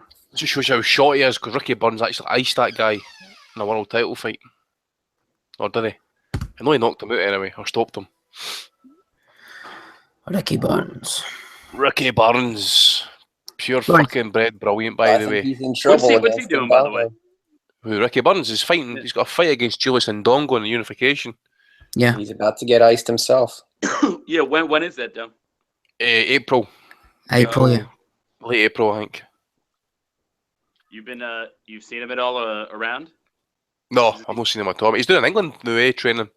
Oh, he is? You should get him on the podcast. Tried him, mate. He's not really one of the type of guys, eh? Well, if he hears you talking about getting your hole ripped open by strap-ons, Andy, I'm sure he'll be straight on. Yeah, wait, we can convince him that this is an upstanding and quality program when he hears stuff like that. Right, let's get back to the weekend's action. The Hong Kong Convention and Exhibition Centre. This is the one everyone's tuned in to listen to. We actually were hoping that Danny Young, who was on earlier, was going to talk about this one because he watched it in its entirety. Did you see anything of it, Andy? Super flyweight, Rex So, some kind of WBO baubles against Hirofumi Mukai. So, I believe, is quite high in the ratings now. There's possible talk of him fighting Jamie Conlan, who we'll speak about soon. Any takers on this one? Never saw it, mate, in all honesty. But I haven't seen it, but I'll tell you this: I've seen Rex So before. I think he's very good. As a matter of fact, I think Top Rank was kind of intentionally moving him slow for a while because they were trying to kind of keep him down and away from. Remember back when they thought that who was the guy, the Chinese guy with the gold medals, and they were trying to. Shiming. Yeah, Shiming. So he was he was fighting on Shiming's undercards, and I think they were trying to keep him apart because they knew that Rex So was like the much better fighter, but Shiming had the name. So anyways, yeah, I mean, this guy's good, and it seems like he's moved a little bit slow, but when he finally does get that big breakout fight, I think he'll show what he can do. I think he's very talented. I didn't see this particular win, but it sounds like from what I've read, he was impressive in this one as well. Yeah, it doesn't seem like anybody's seen that fight. So the hardcores, as we are, up to our old tricks as usual. Kurt, let's get you in on this Friday night show. I know you enjoyed it from the Waterfront Hall. I was ringside for the whole 15-odd fights. Jamie Conlan eking out a split decision win over Yader Cardoza. I'll be honest, I said it afterwards. I thought Cardoza won it by 115, 112, the same as the female judge. Jamie, as always, going to the well. Cut, battered, knocked down, managed to fight back. I don't know how this guy keeps on doing it all the time. I know that people were saying, oh, yeah, he's not world class and all this type of shit. This guy just puts it on the line time after time. Real Arturo Gatti type performer. There's absolutely no doubt about it. He is a warrior of the ring, and people look forward to seeing his fights. I know that I did. Declan Geraghty on the undercard got knocked out by James Tennyson, and I'm sure nobody's interested in the rest of the fights. I know I am. Andy, what did you see from the weekend apart from an empty stadium, unfortunately? Hey mate, how many people were there? I looked like it was fucking too many dog, and you were sitting there all biscuit faced as well, man. Look at you, miserable bastard. Oh, I was knackered, Andy, man. Oh, honest to God. What did I see? I saw the Garrett against Tennyson fight. That was a good wee scrap actually. Garrett I thought he was winning that fight, and then bang, just the power of Tennyson just really told, didn't it? Didn't see much else actually. I've been fucking dying with this fucking cold day. I've seen Paddy Barnes, that opponent Garzon. Burns telling us basically this guy's got pedigree, he's coming to win and all that sort of stuff. Then 2 minutes later, it reminds us that the fact is the guy's 40-year-old from Argentina, so we know what kind of quality he's fighting there. Big sexy Turner, I seen he had a knockout, but I never saw that fight though. But Jamie, man, I mean, fuck me, I seen Mick on Twitter. He was going mental. I couldn't believe it. The guy, as you say, mate, he's probably the Irish guy. So I mean, kind of wrong probably saying that, but it's true. I mean, the guy seems to fucking box, and then he gets caught with something, or he gets into something he shouldn't have, and he's just got to go and scrap it out. I mean, it's not going to go well for him for his longevity and stuff like that. So I really hope this kid gets a world title shot before too long, because he can't keep standing up to the punishment like that. I mean, he is probably if you want to go see a fighter you would want to pay for, that guy needs to be on pay-per-view shows up and down the country, because he will always fucking back it up, he will always deliver, and he'll always stand his fucking ground and put his balls on the line. But as I say, you just don't know how long he's going to be able to do it, because the damage he takes in fights, the cuts that he gets, scar tissue and that, it's going to build up at some point. So I know he's highly ranked with WBO, so as you say, maybe if the other the guy put the question in there, Inoue, if he moves up in weight, that would basically vacate the title, and that would let Rex Zhao and Conlan fight for the vacant. But I don't fancy his chances against Inoue, in all honesty. You know, the rankings of the WBO at that weight aren't all that great, in all honesty. But I think Inoue will vacate, won't he, and move up, and Conlan's chance will be to pick up the vacant. Well, I think that'll be the plan anyway, mate. Just looking at the rankings, actually, there's a couple of ex-world champions there as well. A couple of guys that Inoue's actually already beat up as well. David Carmona, that Oli Dong, is it Smith, that Sarche, however you pronounce his name, Philip Alcorta, he's been knocked out by Ioka in the past and that as well. So some decent fighters there, but as I say, I want to see him in a world title fight at some shots. I didn't want to see these trinket belts. If he's going to go for the European title, good and well, as a kind of tune up for the world title. But hopefully he gets it sooner or later, because he can't keep standing up to these shots and take that type of punishment for much longer. Tommy, I don't know what you saw of this, but to Conlan's immense credit afterwards, he said, I shouldn't be struggling with guys like that if I'm going to win a world title. And someone mentioned to him Roman Chocolatito Gonzalez, and he laughed and he said, are you trying to get me killed or something? Fair play. I think the thing with Jamie is he's got some talent, but he just keeps getting involved in these crazy fights. Obviously, I think Gonzalez is too far a step. He's too far a step for anybody around that weight, in my opinion. He's best fighter in the world, pound for pound. But I think Andy's right. If they can get the WBO, the vacant WBO, and just get it, the guy's got heart and he can turn. He's got the ability to turn the fight around with a punch as well. But a talent that can take his places. The Rex Tassel fighting that for the vacant title, that would be perfect. Right, final card from the weekend. We haven't heard enough from you, Andy, so I want to get you back involved in this one. Sorry, I know I'm hitting you with all these, but you're the hardcore. You were mentioning on the chat about Luis Neri beating Jesus Martinez. Also on that card, Juan Francisco Estrada won a meaningless bauble against Anwar Salas. Any brief comments on this one? I've started to see it, mate. As I say, Neri comes Yamanaka as mandatory now for the WBC bantamweight title, and say Juan Estrada basically had one of those kind of ranking title fights, basically. I was trying to run through the rest of the cards. I noticed there was some cruiserweight guy. He was fighting in Spain. This was weird. This entire card was actually populated by like Russian fighters and that. It was who the fuck was it again? Give me 2 seconds to find his name. It was Maxim Vlasov. This was the guy that beat Chakayev in his last fight. Yeah, he's been in with a few fighters. It's weird. It was live on YouTube and that as well. It was kind of weird setup. All these Russian fighters. He had smashed his opponent out in 2 rounds. I see there's a couple of fighters. Richard Comey, he was fighting in Ghana. I can't remember. I don't know how he won again, if he won or no, but he did. He win? Yeah. He won. Friday, what else will happen Friday? Hey, to Dave has something he wants to talk about, Andy, if you want to let him jump in here. Go ahead, Dave. No, I'm just saying I did see most of the Estrada fight. He dispatched the guy with relative ease. It wasn't a great opponent. But he still looks very raw, like unrefined. I don't know. I don't know if he's regressed because I haven't seen too much of Estrada. But I mean, I know he's a good fighter. Pushed Gonzalez arguably closer than anyone else. I feel like if he had maybe a different trainer, like get him to. He's a little wild in there. And he missed more than I expected a guy at his level to do. But it was pretty routine, and I don't understand what the problem is with making that Gonzalez rematch, or why it never happened, or why a guy on this level should be taking this kind of garbage fight. I think that'll do it for the weekend. Oh, I think we're sorted now, aren't we? Big Russ has jumped on the call. Right, shut that door, Jane. Right, how's it going? You alright, mate? Not too bad. Pardon? Not too bad. Right, tell us about this I went to David Howe's fight against some guy on a Ryan Rhodes show, but he was using Dennis's name a couple of Fridays ago, and I spoke to one of the girls at the Bramall Lane, and she said nobody contacted her, and I said, well, do you think it might happen? And she said, unofficially, no, she don't think it'll happen, not this year anyway. So I think probably if it's going to happen, it'll happen at O2. Because Kel's not a big ticket seller, is he? I don't think he is. Anyway, when I went to the Senchenko fight, it was empty, and they were giving tickets away. So I don't know if it's going to happen, really. It's a tough fight for him, isn't it? And I don't think Eddie's really made much money off Kell Brook, has he?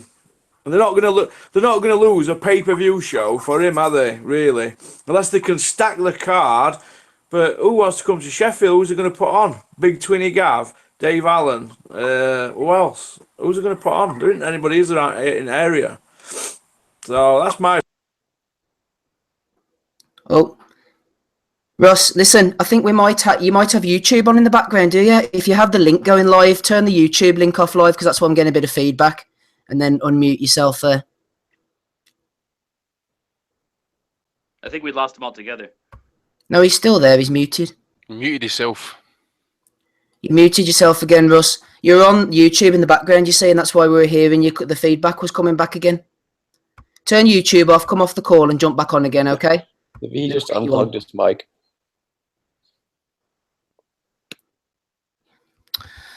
This is going well, isn't it? Right. Let's get something else on the go. Kurt, we had a question come in. I'm just trying to reach it as I speak here. We had a question from Billy Aird. Actually, let me just read this one out, guys. He said, if you managed Tony Bellue, what would you do with him apart from feeling his boobs? I think Big Russ thought, no, Billy Aird thought that Tony wasn't in the best of shape there the other weekend, but he got the job done anyway, so we'll let him get away with it. Tommy, this came in on the YouTube page. I believe it's about you.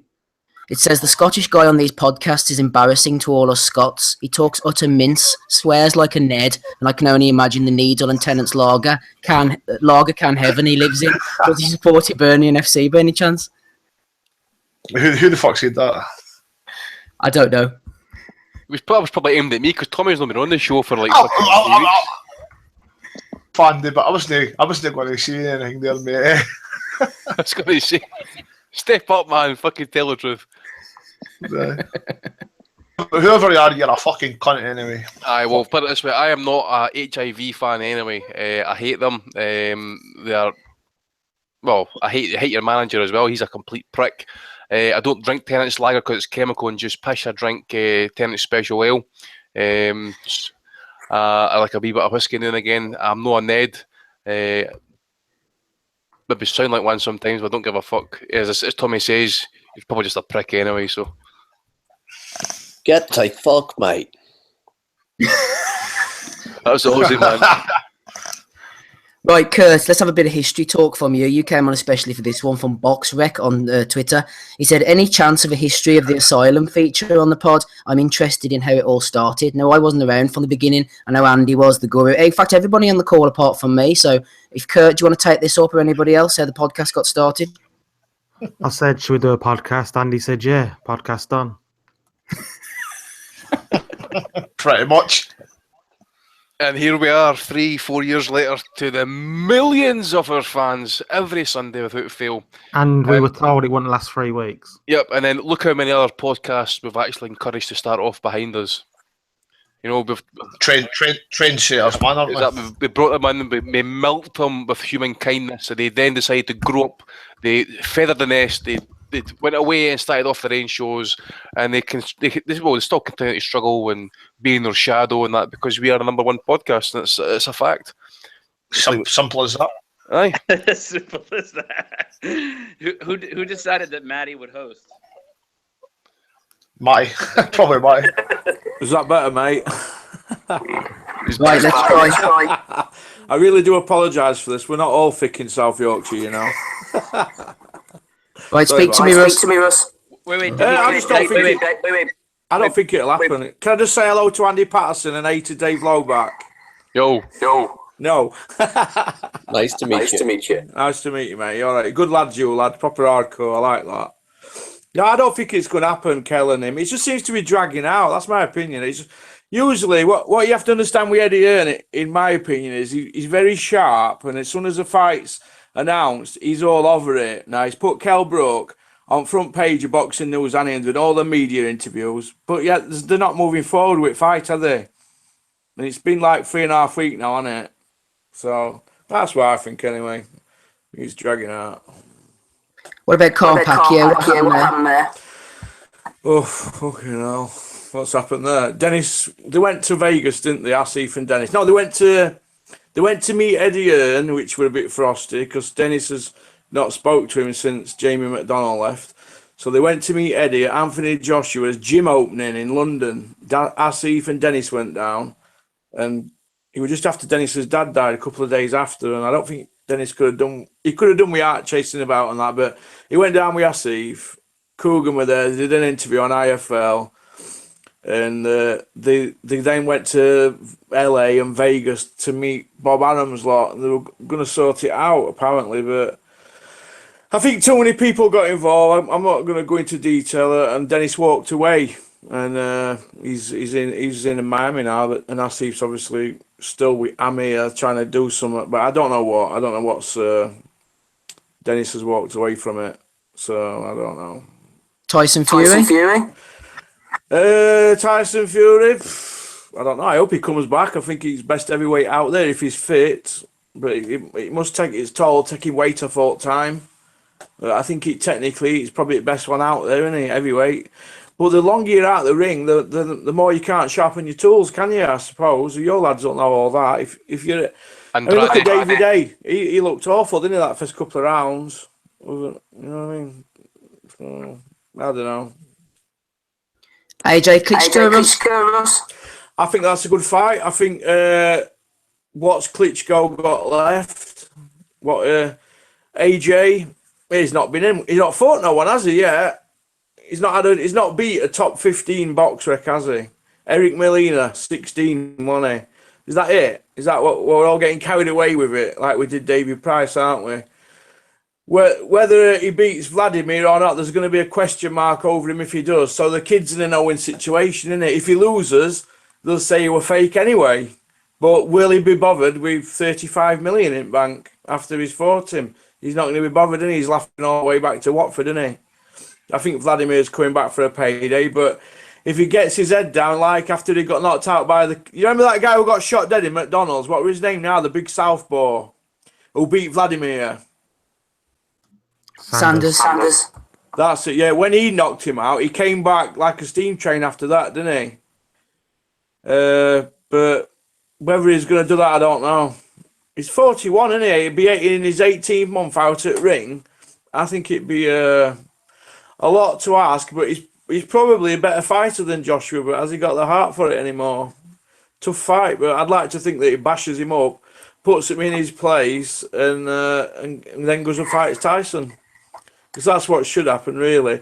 Somebody with 44 rounds can't beat undisputed heavyweight champion at world. It doesn't make sense, does it? It's made a mockery of matchmaking and how powerful your promoter is. I mean, has Eddie Hearn got that much power that he's delivering guys heavyweight titles? I mean, this is the greatest thing in the whole world. For me, the greatest title ever. You've got a guy there with 44 rounds ruling the rules and hardly any amateur background. What does it say about the heavyweights at the moment and how political it is? It's a fucking joke. Eddie Hearn, love him or hate him. Fucking, I don't know. I used to like him when he had Frotch, but he left him to Stu. He left Frotch on shelf, didn't he? It's too long at end after Groves at Wembley, and I've gone off him a bit. I think he's just pissing all over fans. StubHub is a joke. £80 tickets for 960 quid, but he says he don't make any money off it. What's all that about? If he don't make no money off it, why be involved with them? Why do that to fans? And 7 pay-per-views, you're having a laugh, aren't you? Hang on, let's go in the other room, I'm talking. So, do you know what I mean? It's called Frotch listening. No, my missus just up and down. Do you want a cuppa? No, I don't. I'm on a rant. Tell us a funny story, Russ. A funny story? What, cafe up, Adam Etchitz's uncle's cafe up near Dennis's scrapyard. I'm sat eating my breakfast, Anthony Joshua walks in. That was funny. He gives me a big stare. He took his chicken dinner and went. Back at EIS, that is, up Attercliffe. That was funny. I wasn't laughing at the time, like. Right, Russ. See you later. All right, cheers, pal. Fucking. He's a character, eh? He's a Oh, legend. by the way, was he like just coming out of the shower or something? Yeah, He's that, just coming off fucking sniffing about 4 lines. I was just going to say, he's come off a bad come down, like.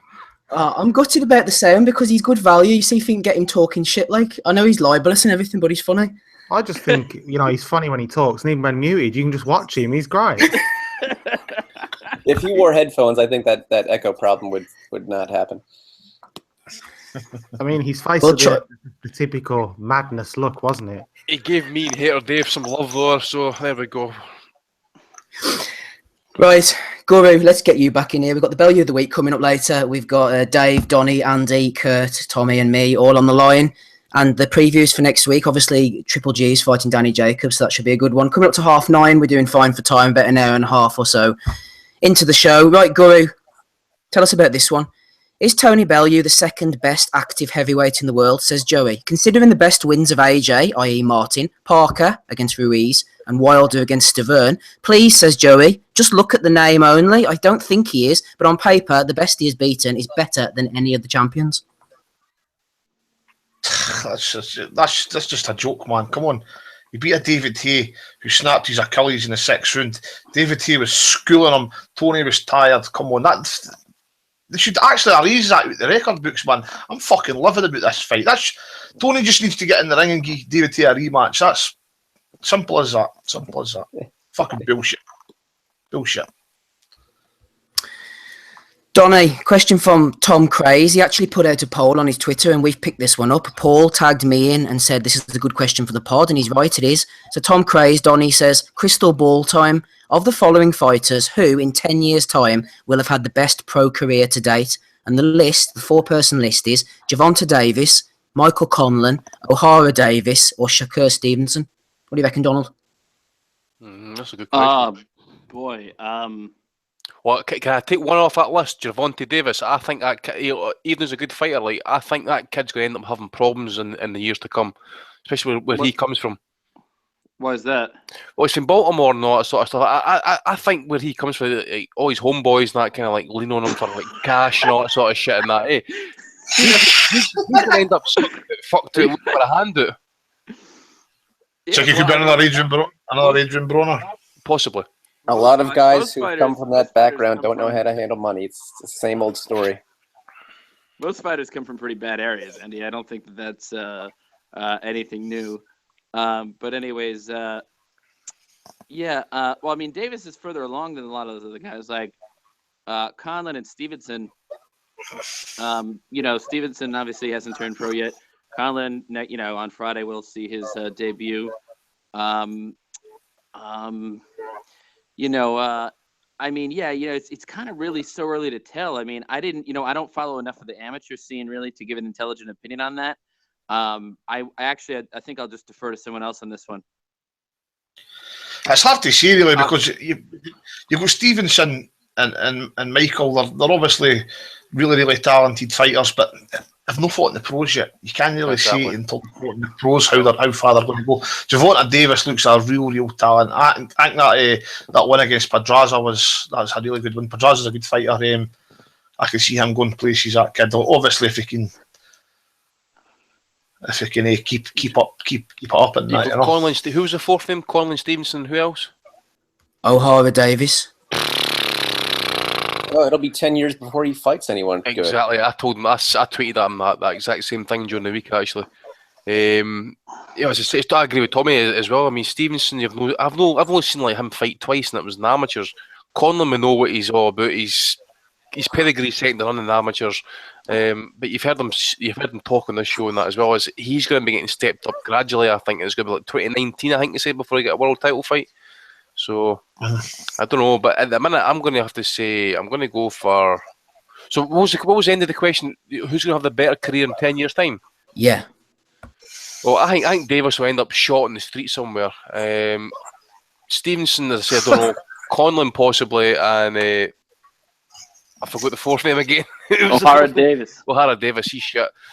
He's too busy fighting fucking dead bodies and stuff and arguing with Scousers and that. Right, Kurt, Michael Gearty sent in a question. He was talking about the prize fighter. Now, the prize fighter gets shit on a lot of the times, but there was actually one really good prize fighter, and Michael would argue that this particular tournament was great for the profile of all the fighters involved. Let's have a look through this now, the names in this particular prize fighter. It was the lightweights part 2, prize fighter 26, and in the quarterfinals, Derry Matthews beat Jamie Spence, Terry Flanagan beat Liam Patrick Walsh, Anthony Crolla beat Stephen Jennings, and Gary Sykes beat Tommy Coyle. Then in the semis, Matthews beat Flanagan, and Crolla lost to Sykes. And in the final, Terry Flanagan beat Gary Sykes. Looking at what they've gone on to achieve now at varying levels, that was actually the best prize fighter, and it has raised all their profiles, you could argue, and pushed a few of the guys forward. Good. Yeah, I mean, I think prize fighter was totally fine. It's just that they went crazy with it, and it seemed to be on every month, and it became like quantity over quality. If it was like a couple of times a year, especially with like prospects who are happy to go in for it, who maybe need that exposure and they can't get fights for whatever reason, I think you'll get some good action, and it's a good profile for boxing as well. Obviously, a lot more of the purists might not enjoy it, but I think for those fighters and as a decent night, it's fine, but they just went too mad with it, and I think it just lost what it originally was. That I think the heavyweight one that featured James Toney, that basically got Jason Gavron the shot at Joshua, didn't it? Kind of exposed him to the Brits with his woo and that stuff. His banter. Yeah, and his defense. He got a fight through banter. Fuck's sake. Because he's the woo man. Just see a name you just mentioned there off that list. I had really high hopes for him getting Gary Sykes. See, after that Buckland KO, man, he never had it anywhere, did he? He looked a really good fighter when he was coming up, especially when he beat Crolla and I think who else he beat? He beat O'Hara and that as well. He looked really good. They called him the Yorkshire De La Hoya, didn't they, Tommy? He was a good. I fuck knows what they called him. I didn't know, but he was a good fighter coming up. That fucking Buckland KO just ruined him, man. I ruined him. Okay, we have a few more questions. I'm going to leave them till the end of the show after we've done Bellue of the Week, because I want to move into our preview section. We have Triple G, we have a fight from a show from Denmark, and a few other bits and pieces that I want to get stuck into before the boys are all fed up.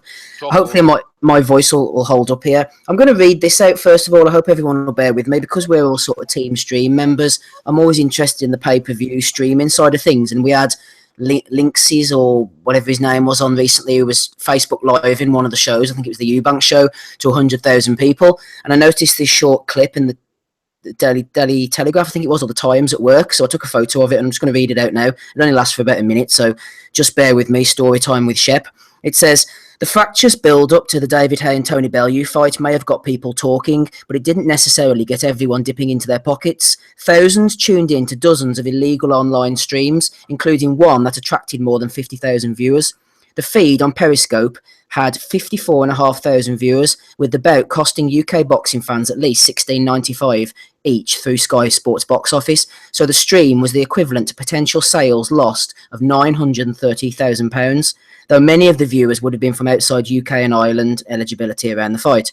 A Sky official also said there was no evidence that the illegal streams had any impact on the projected pay-per-view sales or revenue generated from the fight. The Periscope user who streamed the fight was unable to pay for it because he lives in Canada. Might have been Ryan, I don't know. Speaking to the Times on the condition of anonymity, he said, 55,000 is nothing. I've seen 130,000 people on YouTube and not get shut down.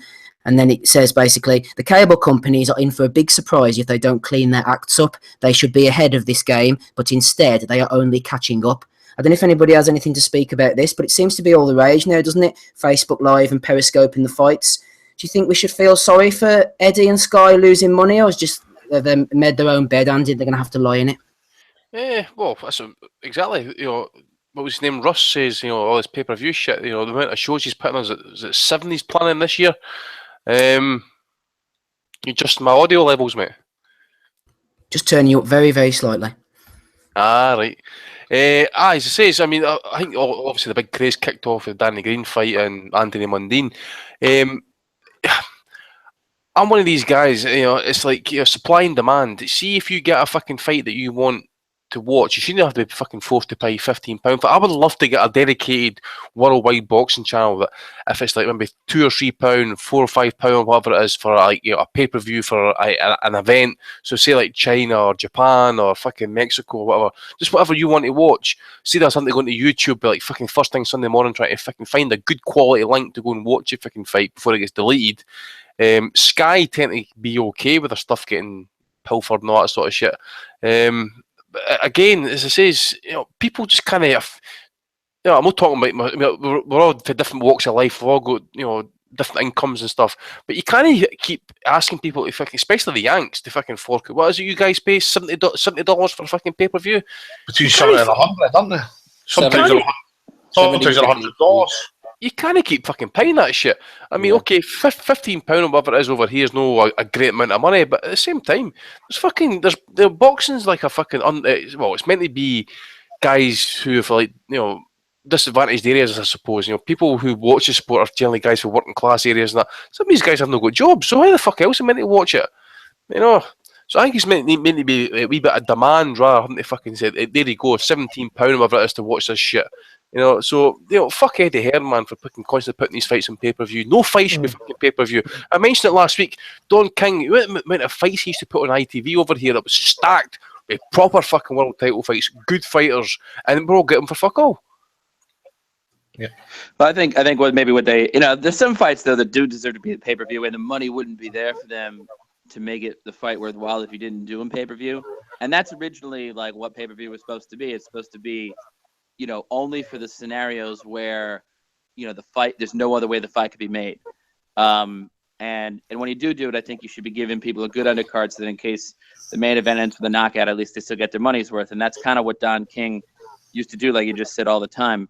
Like this Joshua versus Klitschko fight, like that merits the pay-per-view. Like that's a pay-per-view fight.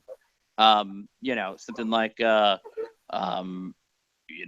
Chris Eubank fight recently, or Brook versus Gavin. These are not pay-per-view fights. When you see a pay-per-view fight, you know what it is, and those ones probably should be there. But the thing is that when they get these huge numbers for an Anthony Joshua fight, they're like, Jesus, if I could do it for Joshua, what else could I be selling? How much more money could I make? And so they're obviously going to try to pay-per-view as much as they can until people won't pay for it anymore, But I think there are certain ones that do need it.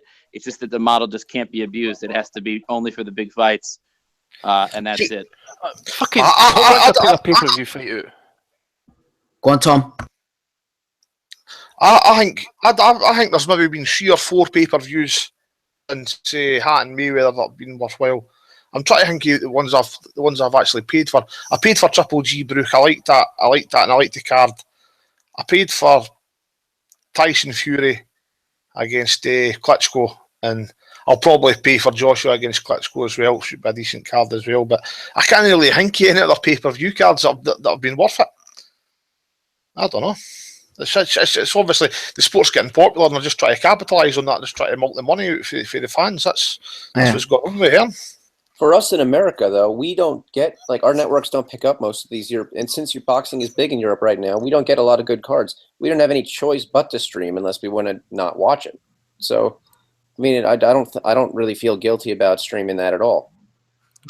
When we have no other choice. Well, actually, a lot of the fights that are pay-per-view over there, like for instance, Fury versus Klitschko is pay-per-view there. It was free for us here on HBO. If you have HBO.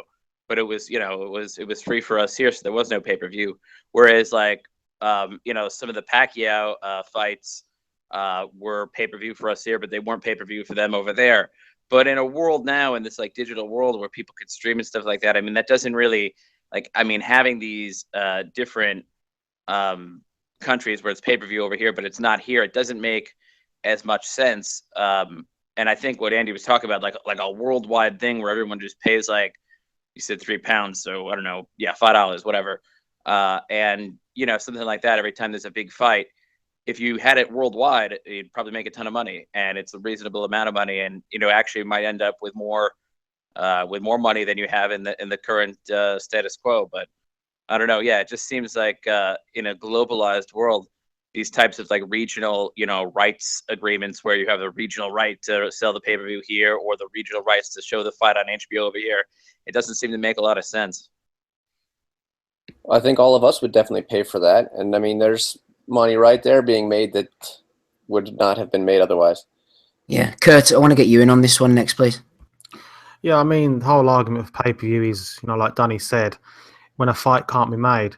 But the problem with that is guys like Anthony Joshua, no fight of his can be made without pay-per-view. It doesn't matter who he's facing. It doesn't matter if he's facing Vladimir Klitschko. It doesn't matter if he's facing Charles Martin or, Molina.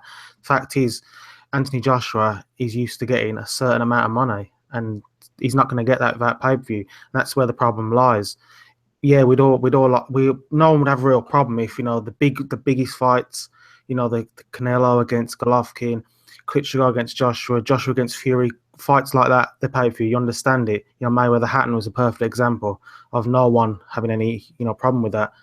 But when a guy is used to earning a certain amount, say if Josh was earning, I don't know, £3 million a fight, he's not going to drop down. Oh well, I'm not on pay-per-view my next fight, so I'm gonna fight this guy for $1 million. They're not going to do it, and that's the problem. So they have to do all these pay-per-views. The fact is, these promoters, Al Heyman's been doing it for a while now.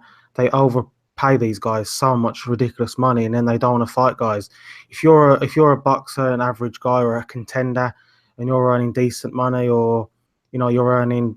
Or even if you hold one of these crappy belts, if you're earning like $1 million a fight, you don't really have to take on a hard challenge for like maybe if you get $1 million more. You're happy just taking on these shitty fights. Adonis Stevenson must be earning over $1 million a fight. So why does he really care if he doesn't fight an Andre Ward or a Kovalev? He doesn't really care. So that's the problem. And pay-per-view is just the same as that. And I mean, I stream everything. Last pay-per-view 10 years ago. I got no problem. If people say that's wrong, that's on them. But I'll continue to do it because I'm not letting guys like Eddie Hearn line their own pockets and laugh at me. So I'm happy doing it. I've never missed a pay-per-view show, HD every time. So I'm all right. Well, see, to be honest, see if that card was streamed, that German card last night, if you had actually paid a subscription fee for Sky, you would want your money back for that last night, and you'd be fucking glad that people actually streamed that on Facebook or on Periscope or whatever, because that was fucking dire last night. Just like that fucking card the week before, the Bellue Hay card, that was shit. 3 fighters retiring on one card. Aye, fucking right. And it's pay-per-view just because you had to pay people their quote. Well, Andy, I was going to say that the guy who did the Periscope in the article was from Canada, and they seem to get it particularly rough. Sean McLaren has just live tweeted me. He said, just a reminder that the Lemieux-Stevens fight last night was actually pay-per-view in Canada. So they have to shell out for pretty much freaking everything. Everything in Canada's pay-per-view. For what I hear, I think the Bellue fight against Alvarez was actually on pay-per-view as well. Fucking terrible, man. Honestly, God, they've got you in a barrel everywhere you go. And then you wonder why boxing has become a niche sport when all these other sports are overtaking it. I mean, every fight you have to pay for. Why should fans be, having to pay for it? Fuck it. There was one thing I noticed. I actually remember when Frank Warren announced his BT deal. People who have got Virgin actually can't. If you've got Box Nation, I think you can automatically get access to BT. I think to view the cards, but if you've got Virgin, you can't access it. So I don't know if you can get BT with Virgin, but that means you would need to go and. I mean, why should you start subscribing to other fucking channels? I mean, I've not got Box Nation, right? Because I thought over the course of the last year or so, the cards have been shit. Now, Smeedo's signed up to Box Nation, so I need to sign up to Box Nation plus BT just to watch fucking boxing. On top of what I'm already paying for Sky, which is, to be honest, it's a good deal. When it ends, I'll be getting rid of it. But at the same time, so that means I've got to go back streaming shit again. So last night I watched it on the TV, but it kind of keep going. I mean, for the entire Sky package plus BT and Box Nation, you're looking at the guts end about £100, £120 a month. Well, that's why Kurt was talking about Heyman and how he overpays people, and that is true. I think he was doing that to try to corner the market, but those people's contract will come to an end, and I think then he can sign up to something more reasonable. But one thing that I think he has shown that he has done that's very good is if you look at the numbers from last week's card there, and I may have said this, I'm not sure if I'm repeating myself, but it got such great ratings that if you look at those ratings, that beat the NBA. And it beat the UFC, and it beat some other big programming or whatever. But it was number one in the primetime slot, and it was number one in the 18 to 45 demographic by far. It actually won by quite a bit, which was very promising. Which just shows that when you put on the good fights and you promote them well on social media and everything like that, you'll get the numbers. Now, if he did the kind of numbers for that fight, right, that was probably double what, say, the average National Hockey League regular season game gets. Now, the National Hockey League has a contract with the networks for about $100 million. And last week, boxing got double that rating, right, with the demographic and with the overall viewers. So you figure if Al Heyman now at the end of this thing, if he signs a $200 million deal with CBS or NBC or whatever it is, I mean, he's going to be fine. And $200 million dwarfs the budget of HBO. I mean, people have speculated that the HBO's boxing budget right now might be as low as $30 or $40 million. Oh, that Gamboa fight last night. They paid for that. But I think that would be fantastic for boxing if Al Heyman were to get one of those deals. That would really help boxing in this country where it is woefully promoted and dwindling. Yeah, but I'm just saying if he did get one of those deals, that would be he would have basically a budget 5 times of what HBO has right now, and it would be all on free television. I mean, what better for the sport than that? That's what probably sounds like needs to happen over in the UK too, and maybe it'll be a little bit more slowly in coming there. But the sport over there, like it's a per capita, I think is definitely bigger than it is here right now. But I think that is the future, and just milking people for these pay-per-views, I think, is the past. And Al Heyman is showing, I think, where the future could lie, and he's showing that unlike everybody said that it wasn't going to be successful, if he can keep the numbers kind of going like the way he was last week and put in these big fights on the free TV, the money will be there, and the fans will tune in and watch. All right, let's move on, guys. I'm going to ask a question from Rocco, and then we'll move into next week's previews because we need to get a move on here. It's going on towards 10 o'clock. I've had a couple of messages in from various people saying, oh, why don't you talk about this and why don't you talk about that? We can only do 2 hours, 2.5 hours, or whatever it is, guys. You know what I mean? Can't sit on this fucking thing all night. Right.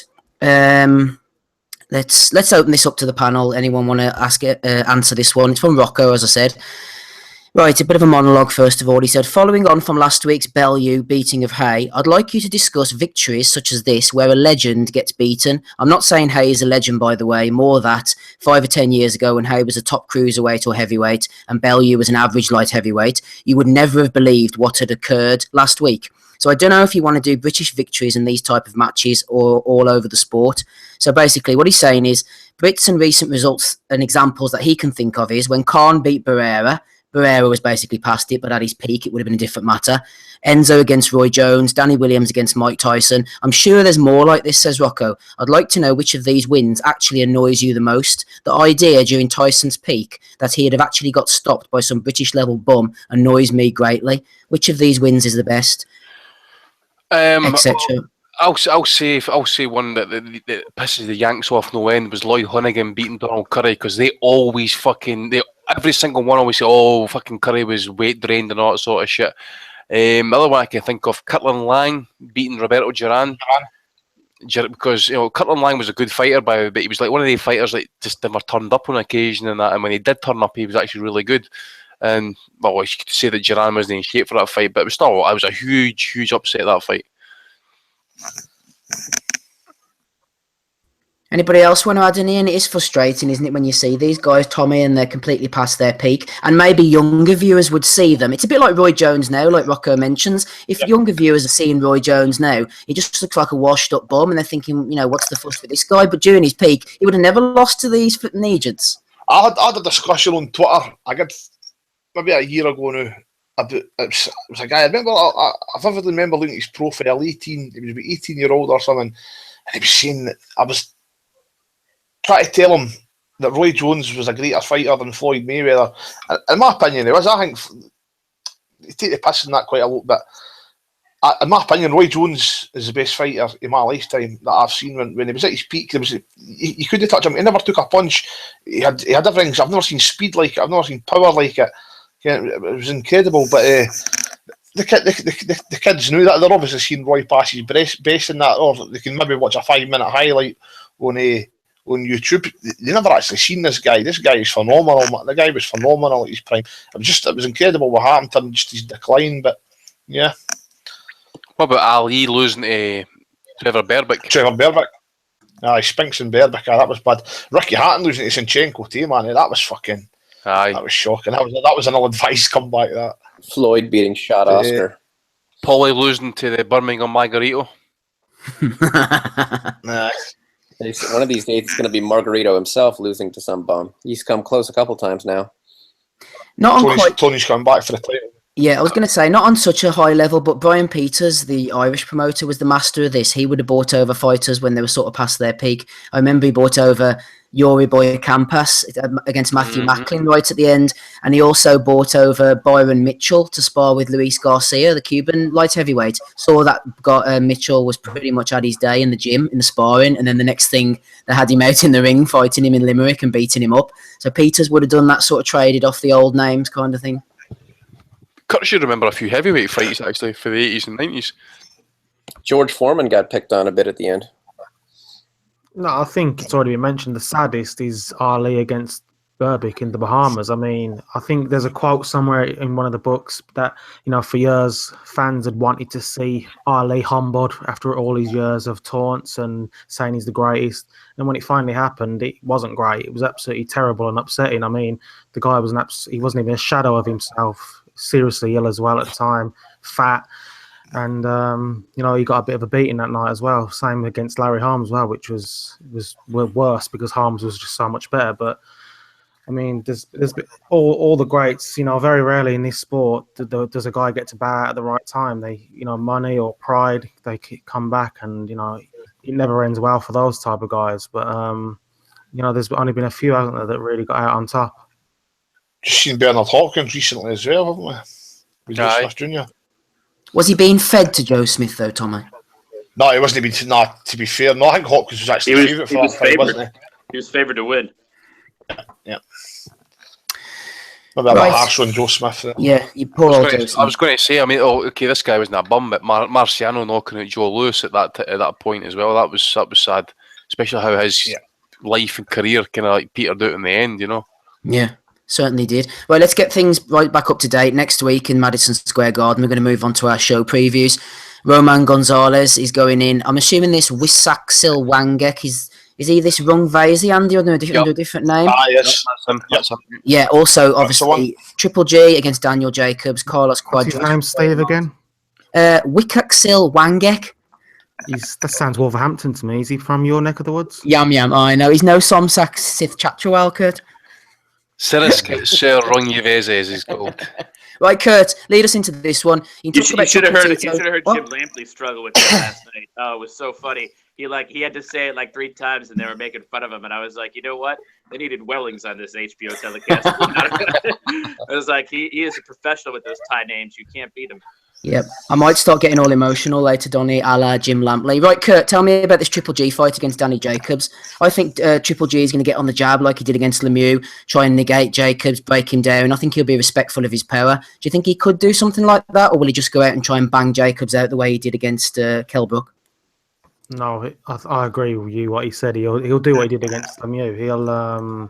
I think he'll rate Jacobs. I think Jacobs has the power to hurt him. I genuinely believe that. I think if Golovkin goes in like he did against Kell Brook, he could be in trouble because I think Jacobs can punch pretty hard. I know people say the one about Kid Chocolate, but the way he destroyed him, no one expected that. And he's always been known as a puncher. And, obviously he's vulnerable himself and, he doesn't take the best of shots, but I expect Golovkin to work behind the jab and look for that. But you've got to say on paper, he's probably the biggest puncher. He's very fast as well. Got fast hands. He's dangerous if Golovkin wants to shoot at. And obviously, as fans, I'd love that to happen. And then it'll end quickly. But you've got 2 big punchers. But if Golovkin can play it safe and break him down, why wouldn't he do that? Hey, to Dave, quite a few people. Not an inordinate amount of people, but a few have been shitting on it, saying, it's another dodgy defence. We need, or title fight or whatever for Golovkin. We need him to move on and fight the likes of the Canelos and all this, which we obviously do. But I don't think it's too bad at all. I'm quite looking forward to this one. I think Jacobs is a live opponent. He's got a good record. Obviously, we're not sure about the old chin. He might go if Triple G catches him. But, it's a good fight, isn't it, Dave? Yeah, this is pretty good. Is it on pay-per-view, though? It is, well, but I don't think it's dark. It is, but I don't think it's as expensive. I think it might be 50 and 60, but that's not 70. Yeah, I'm not buying that. It should not be pay-per-view, but it's not that terrible of a fight. And since I don't really concern myself with pay-per-view either way, I'm not going to complain too much about it. And obviously, we know Golovkin's a fairly avoided guy. He's probably going to smash Jacobs in probably maybe 4 rounds because I think Jacobs will go for it. I think he knows that's his best chance is to surprise him early with some speed and power, which he has. He can box a little bit though, and he was boxing more in his later fight against the Latin Snake, the rematch. He didn't really take any punches in that fight. I don't know. He might come in here with a game plan of being tactical. I think that'd be a mistake though. It was certainly a huge mistake for Lemieux. He achieved absolutely nothing and just kind of embarrassed himself in that. Golovkin, 4th round, KO. Okay, Dave has spoken. Donny, Golovkin's team are talking, assuming they get past Jacobs, which we all think Golovkin will, that he might have a fight out in Kazakhstan in around June time. And apparently Canelo's representatives, namely Eric Gomez, has said that will maybe scupper the Canelo fight for September because they won't have enough time to prepare and publicise it, which sounds like bullshit to me because they've managed to do that with a shorter time frame in the past. But putting that to one side, do you think Golovkin should just focus on this Jacobs match, Donny, and forget about anything else, all these Kazakhstan or Canelo fights?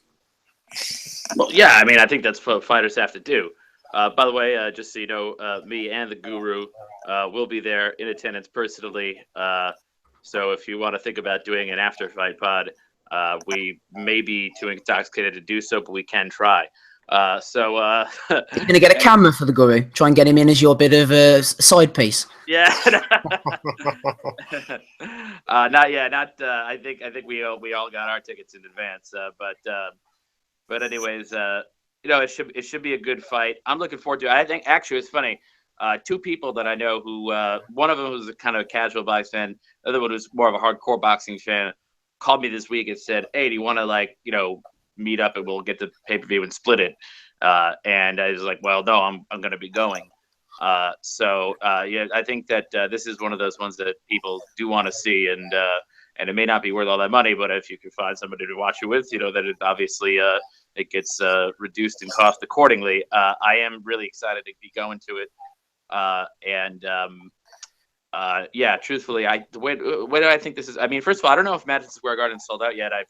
I've heard that it is, but then I heard that it wasn't.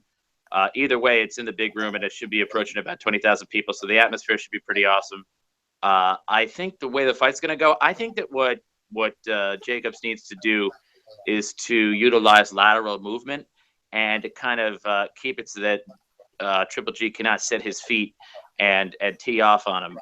Now, Triple G is very good at cutting off the ring, but Jacobs is a very athletic guy, and he's shown before in previous fights that he can hit while he's on the move. And he, he's pretty good at doing that and delivering very effective power punches while he's moving. And I think that's what he really needs to do. He needs to frustrate Golovkin's ability to seek and destroy, and maybe try to walk him into some punches and stuff, and really get his respect early. I do believe he has the power to hurt Golovkin, and I think early it's going to be a tactical battle. I would say that I think Golovkin eventually will figure him out and catch up to him, but I bet you the knockout comes later, and I bet you that that Jacobs takes some of the early rounds. I could see him taking some of the early rounds, and because I don't know, he seems to me to be a little bit different than the fighters that Golovkin has faced before, in that he has the power to keep his respect, but he also has the reach and the athleticism to maybe put him off balance and make him feel uncomfortable for a little bit. So I would say maybe Golovkin maybe takes him in 9 or 10, and may early on not look so great in doing it until he maybe finds his groove. But I think this is going to be a lot better fight than a lot of people are going to expect, and they may be pleasantly surprised if they think that Golovkin's just going to walk through him. Yeah, I agree, Donnie. For the record, I'm going to say 10th round knockout. Do you think, Donnie, just before you disappear very quickly, do you think that we could see Golovkin maybe hit the canvas in this fight? It's possible. If anybody has a shot of doing that to Golovkin, I don't think right now that there is anybody. Like you said, when we saw Lemieux land some huge bombs, I mean, not a bunch, but at times a few huge bombs on Golovkin, and it didn't really seem to shake him. So either it did hurt him and he's got a great poker face, or it didn't hurt him at all, which is, just downright scary, seeing as what we saw happen to Curtis Stevens last night when he was hit with those same punches. So either he's got one of the greatest chins ever, or he's got a great poker face, and he doesn't show it when he's hurt. But is Danny Jacobs an even bigger puncher? Maybe. And maybe he can, hit him with something he doesn't see coming, because he's a little bit more athletic and a little bit more crafty than Lemieux is. So if anybody has a chance of putting him down, I'll give Jacobs that chance. It's possible, but I don't think it's probable. Andy, Jacobs, of course, has only been beaten once in his career, and that was by the myth, the man who has gone into legend a little bit, Dmitry Pirog. Do we see any similarities between Golovkin? Actually, ironically, Golovkin was supposed to fight Pirog before Pirog retired with a back injury. He knocked out Jacobs. As I was saying, do we see any similarities between the Jacobs-Pirog fight, some kind of a blueprint, or are they two completely different fighters? I can see what you're saying there. Pirog's he's a good boxer, got a decent bit of power, but I just think Golovkin's probably more rounded, far better technician. I agree with Donnie. I expect the fight to go a few rounds. Again, I expect him to fight like he did against David Lemieux. He's going to come out there cautious, behind the jab, just gradually walk him down. I was noticing actually that there was talk about maybe Jacob struggling to make the weight. I think he's sitting something like 8 pounds over the weight limit just now, whereas Golovkin's only 2 pounds off the weight. You've got the IBF second day weigh-in, so you never know. You might end up having problems trying to kind of stay in the second day weigh-in as well. So you just don't know if this is going to have an effect on Jacobs. And the other thing as well is Chris Algieri is his dietitian. Chris Algieri can't even make weights sometimes. Remember that against Pacquiao, he couldn't make the weight. Yeah. So you just don't know. But again, people might look at the Golovkin. Some people might look at Golovkin against Brook and say, "Oh well, he looks short. He fought like a monk-tard, and just the way he kind of threw punches." But this time I think he's going to be a bit more respectful. He knows he's got a guy here who, for all intents and purposes, he can bang, regardless of who he's fought. I know his record isn't all that great. I mean, I think Mora put him. I mean, I don't rate Mora. I know he's slippy and all that sort of stuff, but Mora put him on his arse. Peter Quillen, I've never fucking rated. I think he's even retired actually. Jared Fletcher, we know what happened with him, and there's another guy, Milton Nunez. I think even Golovkin might have beat him as well at some point. So no really great opposition. You could say that his record's been padded. You could okay. I know the cancer thing really kind of set him back and stuff, but if you look through his record, who would you say there is actually the elite or world class level? No money. And Golovkin, if he is what we still think he is, the guy can manoeuvre him about the ring with throwing a punch, educated pressure, jab, and then just make those power shots work for him. Work the body, bring it upstairs, and all that sort of stuff. I do expect him to stop it, and I expect him to do it late because he will be respectful and mind wary of the power that Jacobs probably possesses. Tommy, just before you speak about the fight itself, just to lead you in. I think what's most intriguing. Go ahead, Dave. Steve's raging. No, he just came from nowhere. He hit me with a punch I didn't see coming. Dave, you've cut out, mate. Dave. Just go to the guru. Yeah, sorry, everybody. Dave caught me on a blind side there. Guru, I noticed on the undercard, Andy Lee is fighting against Andre Leatherwood, assuming Lee defeats Mr. Leatherwood, as we expect he will. Is that a possible name we could be seeing being matched with Golovkin in the very near future? Obviously, Lee was scheduled to fight Triple G before Tommy, and I believe Triple G's father passed away, but I'm wondering if Lee could be Golovkin's next opponent, assuming he gets past Danny Jacobs, and if you want to comment on that.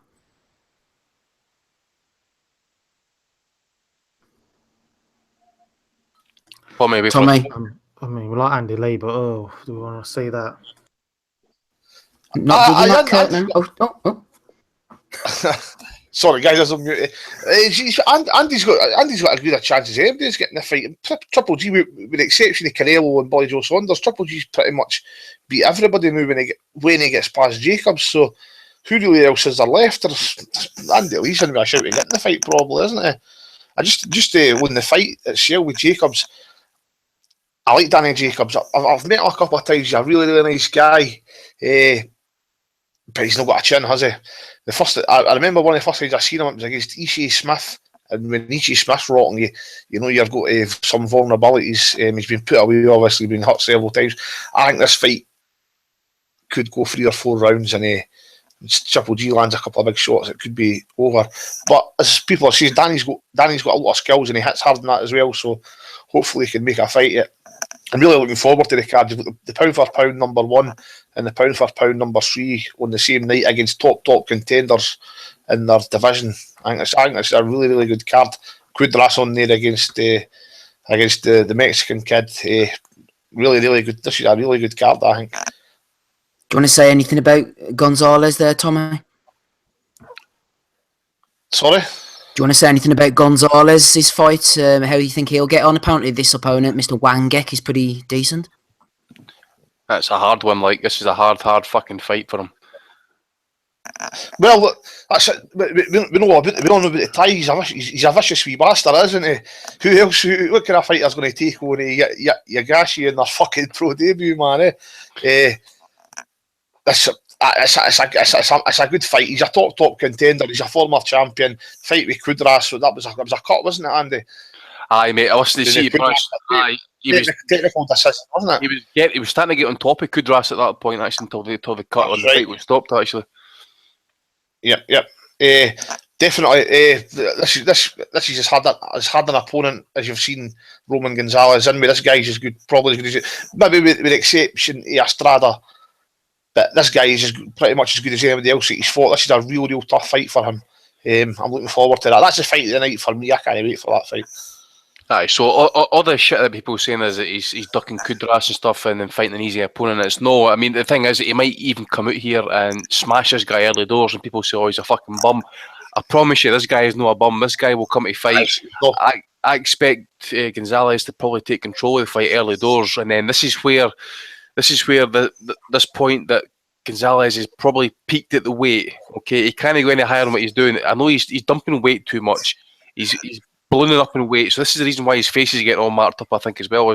But if his stamina is struggling with a higher weight, this guy will make it tell, especially going down the stretch of the fight. I expect a close fight. I do expect it to go a distance. I will be shocked if Gonzalez actually knocks this guy out. But so I expected a distance fight, like a typical 116, 112 scorecard to Gonzalez, and you might get a wee bit of controversy in this fight as well. But both these guys are fucking hard as nails, aren't they, man? They're both big punchers as well. It's going to be a good fight. It's going to be good, likes. Kurt? Yeah, I mean, I was just going to speak about the Golovkin fight one more time. I mean, you got to remember as well, he'll be 35 in a couple of months. He's never been the best defensively. He's always taken shots, and everyone lauds his chin. He's taken shots. He doesn't take a backward step. But, a career, long amateur career of taking shots.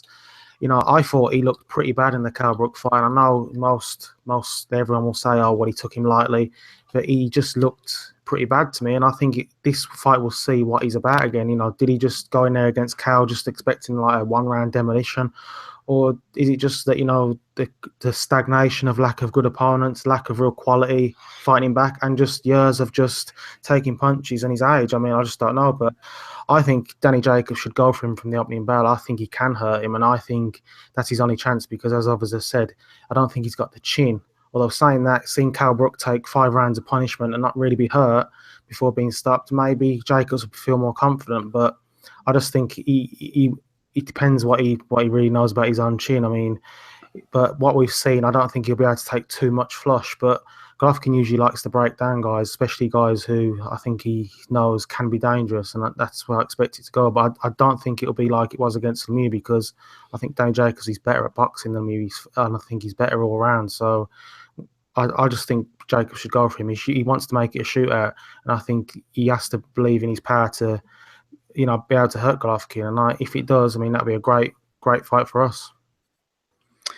I mean, but Kurt, you don't think though that if he does do that and he just trades, that he's just going to get chinned and it's going to, put him right out of there? I mean, doesn't he need to be a little bit more cautious early on?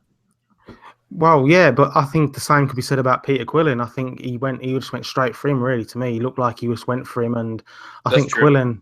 I mean, obviously, Quillin's not. We're not saying Quillin is the same guy, but a guy with a vulnerable chin. I think he looked to put it on him, and I think if you're a puncher and you believe that you can, hurt anyone you touch, and I think Danny Jacobs is that guy. I think he genuinely believes that anyone he hits will go, and I think you got to go for it. I'm not saying just go reckless, stupidness like David Hay last week where he's just swinging wildly, but do it with technique and everything. But I just don't think he wants to sit behind and get just jabbed to death for 7, 8 rounds, 9 rounds, and then just get stopped. I think, he's got to try and, we've seen Golovkin, he lets you hit him. We've seen him take shots, and we've seen him, when he wants to get his own shots off, he'll let the opponent hit him as well. So I think Danny Jacobs should put it on him, and I think, I think that's his chance. I don't think, a points win or anything like that is going to happen for him. And I think as a puncher, I think he'll believe he can hurt him. So why not?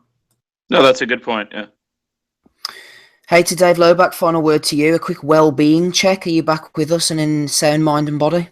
Yeah, sorry guys, my connection's the wireless is bad today. I was just saying I don't know how much I got out before I got cut off. But more intriguing than the fight next weekend to me is I'm assuming Golovkin will win, and I don't think it's going to be that difficult for him because I think Jacobs is that fragile and that sort of inexperienced that he's going to walk into something big. But more intriguing to me is post-fight. Is Golovkin really going to go for it? Is he going to make the most of this opportunity on the big stage, on a pay-per-view TV where everybody's watching? Maybe Canelo will even be ringside. To call him out, demand that he gets a big fight, and start getting aggressive because he has been so passive in the past, and I think that's part of the problem with him not getting, with him being avoided. He needs to call these guys out. I don't care if he sounds mean. He needs to shame these guys into getting in the ring with him, or he's really running out of time. As Kurt said, he's 35. Time's up, and he needs those fights this year or next year, I believe, or he's going to be past his prime. Good point. And also, I heard Saunders is going to be there too.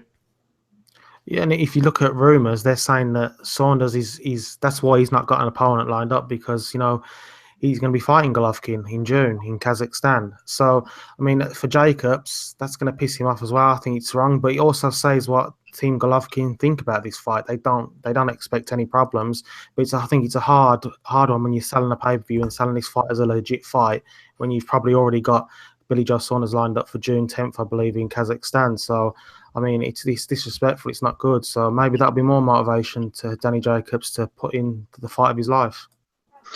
Yeah, well, that happens a lot too, though. I mean, Canelo was ringside for when Victor Ortiz fought Josecito de Lopez. Ortiz was supposed to get that fight next, and Josecito Lopez broke his jaw and made him quit. Evander Holyfield was ringside for Tyson Douglas because Tyson already had the contract signed with Holyfield for the next fight, and then of course Tyson got knocked out. I mean, I think that having another fight in mind doesn't necessarily mean the one that you're having right now is shit. It's a little bit arrogant to do it, but I think managers and stuff do that all the time, and they probably want to take advantage of that post-fight period where they can be like, all right, here's the guy who's in the frame next. But it's boxing and anything can happen, and sometimes the most dramatic moments are the surprises when the guy who thinks he has one fighter next in fact ends up finding out that he doesn't, or that he may have the other guy. So that could make for some drama if this fight is good. I hope Tommy and Donnie actually make Golovkin and Jacobs aware that Brendan Rodgers is a grass. I think I'm going to make a sign and take it to me next week. I'll do that for you, mate. Cheers, is IFL going to be there? No. Who? No, I think Coogan's going to court. I think he's becoming judge, jury, and executioner now. He had a fucking meltdown on Twitter during the week there about rapists. Is who going to be there? IFL. Aye, Coogan's gone. I was talking to him a couple of nights ago. What's going on with him? He was going mental. He was saying like all rapists should be killed and stuff like that. And then he backtracked because he said Mike Tyson should have been spared. Just him. But have he and Eddie fallen out? Is that true? No, it's always this bullshit always comes up every few months, Dave. Hmm. Right, quick round table. Just your predictions. I know a few of you have said it in between, but the people need to hold you accountable. You boxing brains. Dave Loback, Triple G, and then the Gonzalez fight. Predictions, please. Predictions Hater. for both? Just yes. Okay. Gonzalez points. Golovkin KO 4. Donald. Gonzalez points, Golovkin KO 10. Andy. Gonzalez points, Golovkin KO 9th round, and I'm going to say that Kudras goes a distance with that Daniel Carmona character. That guy went a distance with Nayo Inoue in his last fight as well. So, yeah, pretty resilient then. Kurt. I think I don't know who this wing wang guy is that Gonzalez fighting, so I'll go against the grain and say Gonzalez KO. Golovkin KO about round 9, round 10. And also there's no mention of the Erkan Marius Wax super fight. We're getting to that, don't worry. We're getting to that. It has been noted. Right, go ahead. I've got Golovkin in about 4 rounds. I'm going to post that on Twitter. If he goes by 4 rounds, if you retweet it, I'll give you a tenner. 10 rupees. I'll go Golovkin in 4. I'll go in Kudras on points as well. Yeah, I'm going to go for Gonzalez on points because I'm going to defer to your superior knowledge. I have no idea about this Wang Whack, whatever he's called, and I shall say the same as Andy, Golovkin to knock out Jacobs in the 9th round, but after a potentially tougher time than some people might envisage. Right, Kurt has beat me to it. We're going to be really quick on these guys because we need to get the hell out of here at some decent hour tonight. If anybody wants to speak about these next two cards, then please do so briefly. First of all, in Germany, Robert Stieglitz is fighting for the European light heavyweight title. I think he's defending it against Nikola Szezloka. And as Kurt rightly mentions, Erkan Tepe is on the undercard against Marius Vak. And then over in Denmark, Dennis Selan is defending his European featherweight title against Isaac Lowe, which might be a pretty decent fight. Kurt, do you want to say anything about these? The Mares Wack fight hasn't even got a scheduled rounds against it on BoxRec. They're just going to leave it up to the night, aren't they? They'll just see how fat both turn up. If Tepper turns up 270 pounds, they'll give it a 6-round job. And if Wack hasn't had his steroids, they'll probably make it an 8-rounder. They just make. I mean, it's going to be just a. When you see a car crash on the motorway and you stop and look, it's going to be one of those type of fights, isn't it? Just two fat guys, horrible. I'll watch it. Well, and then if they're both roided it up, it could be better because like they both have served suspensions for PEDs. Yeah, it's like you can either say hopefully they're both roided up, or hopefully they're just 40 pounds overweight, both of them, and you just have both of them gassed after 2 rounds, and it'll just be fun for the next however many rounds are left. Any other comments, Andy? Do you want to say anything about the Lowe fight or the Sejloka fight or anything? You don't have to. I don't know if I'll be able to watch it or not because the stream that I've been using actually has been tamed in. But Isaac Lowe against Dennis Shellan, it might be a 50-50 fight. I don't really know much about Isaac Lowe, but his amateur background and stuff. I know Shellan was an ex-Olympian and stuff. Beat Ryan Walsh pretty handedly in his last fight for the European title. So I do expect, as I say, I've not seen much of Lowe, so I didn't know what to expect him at all. So I might be just talking shite, but considering it as a European level fight, I know it should be pretty much close. I mean, Steve, did you remember him fighting Marco McCulloch on the Frampton undercard? Yes, I do. Marco wasn't at the races at all. That was his last fight with John Breen, and Lowe busted him up, broke his nose, I think, and was all action. Isaac looked really good that night. I thought as well. He's a sparring partner, Tommy, for Josh Warrington as well, I believe, Lowe. Yeah. I would probably think that Shellan probably edges it, but I'd expect the fight to go to points and probably a split decision as well, so it could go either way. That'll do. We're going to move on to Bellue of the Week. Does anybody want to say anything that's coming up or anything that they want to get off their chest before we do so? Yes. I've got something I want to say. The world Brendan Rodgers is like grass. He's like grass. And also just don't forget our good friend who we interviewed a couple weeks ago, Michael Conlan, the night before, has I believe sold out the small room at Madison Square Garden. So in other words, not the big room where. No, it's St. Paddy's night, isn't it? So you should fucking sell it out. Yeah. Well, it's like 6,000 tickets. I mean, but I'm just saying that's pretty good. So anyways, yeah, I'm not sure if actually I'm going to be at that one, but I know Tommy will. Yep, I've got a ticket. Yep. So, but yeah, so that's a pretty good debut for him, and we wish him well. Thanks very much, Donny. Apparently, there's 2,500 fans going over to the island for it. That's fucking quite incredible. For a dude. Absolutely loads, and it was remiss of me to forget about it. I have it written down on my notes here, and I completely forgot to mention it. The pen had rolled over the top of Conlan's name, believe it or not. So sorry, everybody, about that. You're going to enjoy that one, Tommy. It's his debut. The guy's not going to be much copies fighting, but the atmosphere should be brilliant. Yeah, that's what I'm going for. I'm going for the crack. It's going to be outstanding. Tommy's going for the crack. Right, boys, Bellue of the Week. I'm going to try my best here to fulfill the expectations of all our fans. Just wait 1 second. Yes. It's going to happen, mate. We're going to do it. And when we do it, it's going to be vicious, mate. I ain't a man dregs with the weights. I ain't a man taking the last ounces of my soul on the scales. I've done that before. I ain't doing it no more.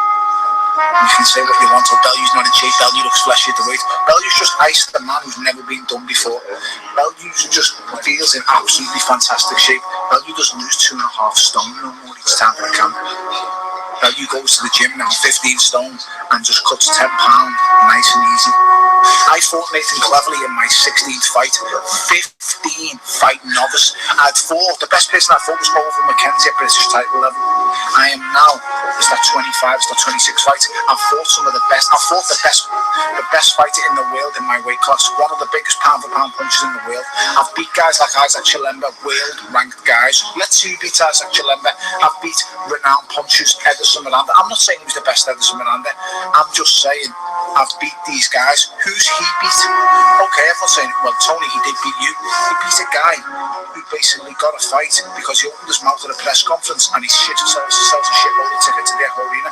That's why I got that fight.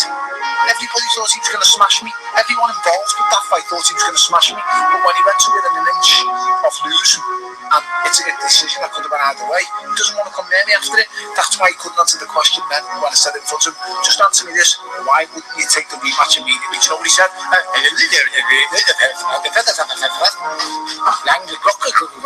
I think he was saying what that was train station was. That long word. I couldn't understand what he was saying. I just answered the simple question: why wouldn't you fight me? A minute after the rematch happened, he wouldn't fight me because he believed he was going to knock me out, and he just believed he was going to beat me up. And that's all I've got to say about that. Right, let's do it right now. Fucking rat. Yes. Only thing he has to come here say, I'm not saying it was the best David here, but I'm just saying. Oh man, listen up, Steve. Have any complaints this week, no, mate? Well, not about that anyway. We might get complaints. We always get complaints, Andy, but we love the complaints, don't we? Oh, of course, mate. But I do expect some people to complain about Brendan Rodgers, though.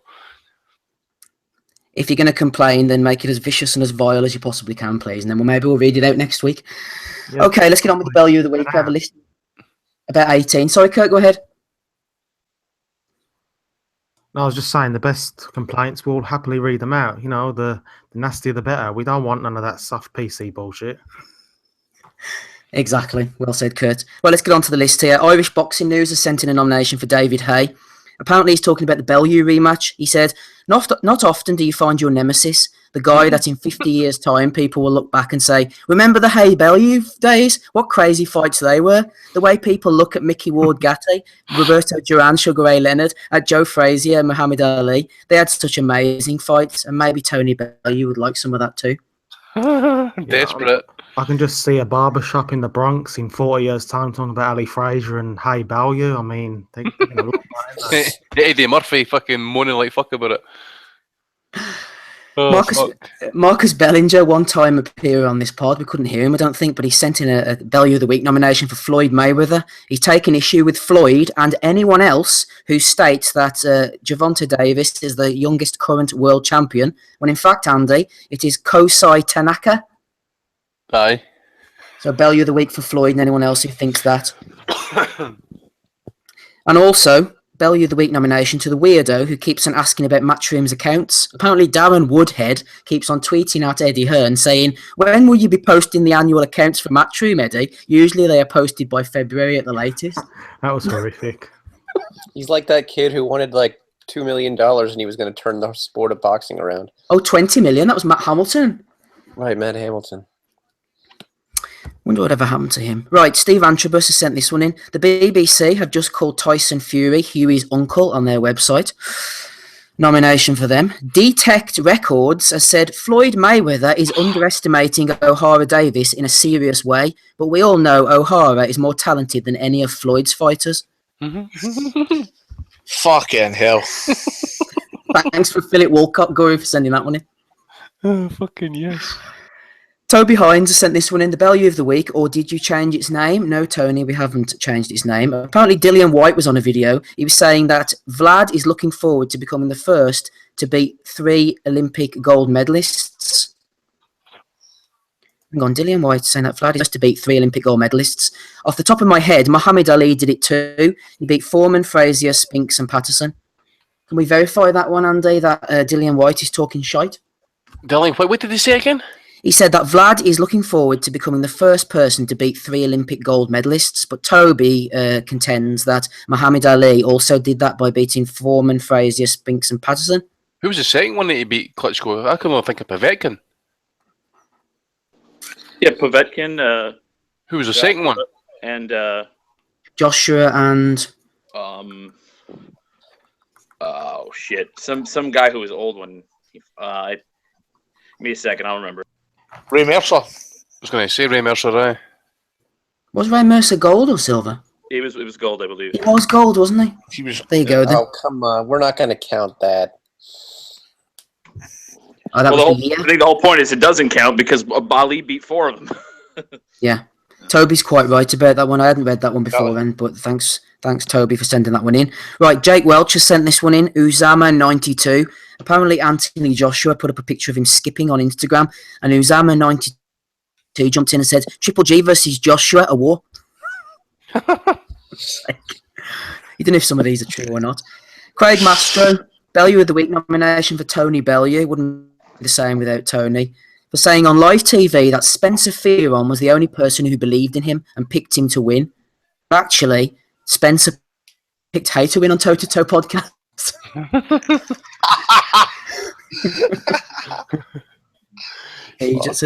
Oh, here's another one for Spencer himself, Andy. George Nader sent this one in. Spencer Fearon on Sky, the Sky podcast, said that Tony Bellue fought like Ezard Charles against David Hay. Jesus fucking. More like Prince Charles. Prince Charles Martin, aye. There was after you just on that topic of Spencer. Actually, this guy actually sent him a message on Instagram. The guy, the Seven Wolves, he says, "I reckon Sugar Ray Leonard is overrated, especially when people try to place him against Floyd. The two fights people remember him for is No Mas and Hagler were both opportunist attempts to catch guys at their weakest. Had he fought Hagler in '85, he'd have lost badly. In terms of Floyd, I think Floyd's timing, accuracy, and defense would frustrate him." Do you think a lot of the thing is with? Do you think a lot of the thing is, Andy, with Spencer is that he just wants to throw names in to look clever? I mean, as simple as that. It's like there's no, it doesn't make any sense. He might say, "Oh yeah, Sergei Kovalev, he fought like Hector Camacho in that fight." To try and look smart, or so and so looks like William Caveman Lee, even though there's no stylistic, It's like Kellerman. Thing about it. Well, that's what Kellerman does. Kellerman throws out all these historical references to fighters. Now, I mean, who did he try to kind of put Lemieux into last night? Oh yes, who was it? I noted this. I knew you would be talking about this. Probably Stanley Ketchel or somebody totally. No, it wasn't. He does it every fucking week, or every time. Well, whenever HBO do a card. Who was it, Kurt? Can you remember Kellerman mentioned compared him? Somebody might say it in the YouTube chat, wait now. Yeah, tell us in the YouTube chat. He made the comparison afterwards in the interview, and I thought of Andy straight away when he said it, but I can't remember what the name was. Anyway, we'll move on. If somebody can remember, that is right though, Steve. What you're saying. I mean, you're speaking to a lot of casual fans, and when you're saying, Julian Jackson too. That was it. Well, actually though, that was a kind of an accurate. That's a fair enough comparison. Yeah, like I mean, Julian Jackson was famous for one-punch knockouts, right? I mean. And oftentimes they were made in exchanges. It wasn't the worst comparison, Donny. It was just the fact that he mentioned the name, and I knew Andy would pick up on that. Anyway, sorry, Kurt, go ahead. No, yeah, but with Fear, and he's speaking to a lot of casual fans. So when they hear him saying, blah, blah, fought, that reminded me of 1909 when Jack Johnson fought Jeffries and all this, it has nothing to do with it. But to them, it's impressive, isn't it? That, this guy can just remember that from it. It's a lot of nonsense. It's all shit. Yeah. Gary Cornish looks like Mark Too Sharp Johnson.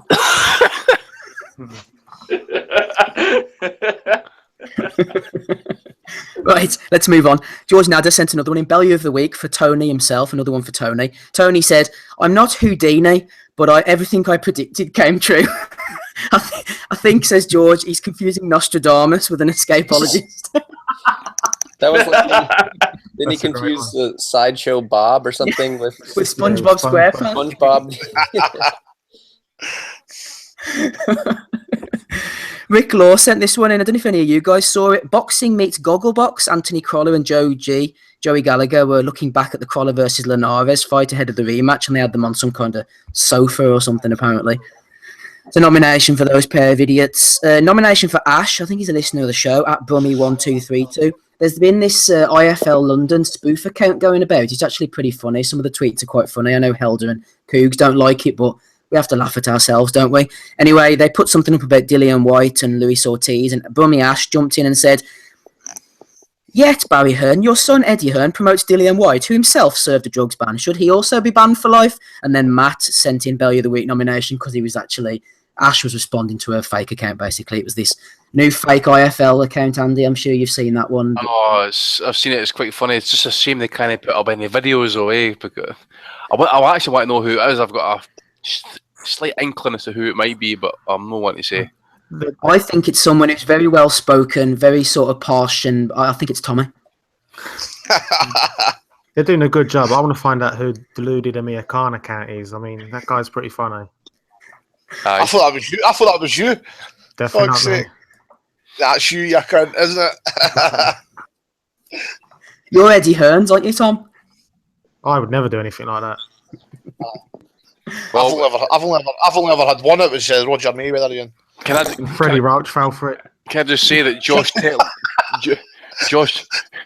Tetlow and Dave on the YouTube chat are Grassie's saying it's shit. All right, I was running the IFL. Aye, nobody likes the Grassies, boys. Come on now. Fair play to Shep if it is him. It's a funny account. I'll give him his props. Shep's a grass, mind you.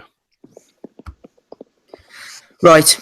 Anyway, let's not get talking about Grassies. This is one you were talking about, Andy. Gareth Chamberlain sent this one in. I'm probably not the first, but Cougan Cassius nominated for his comments today. Was that his sort of rape meltdown? Aye. I'm sure he ended up deleting the tweets and that as well, eh?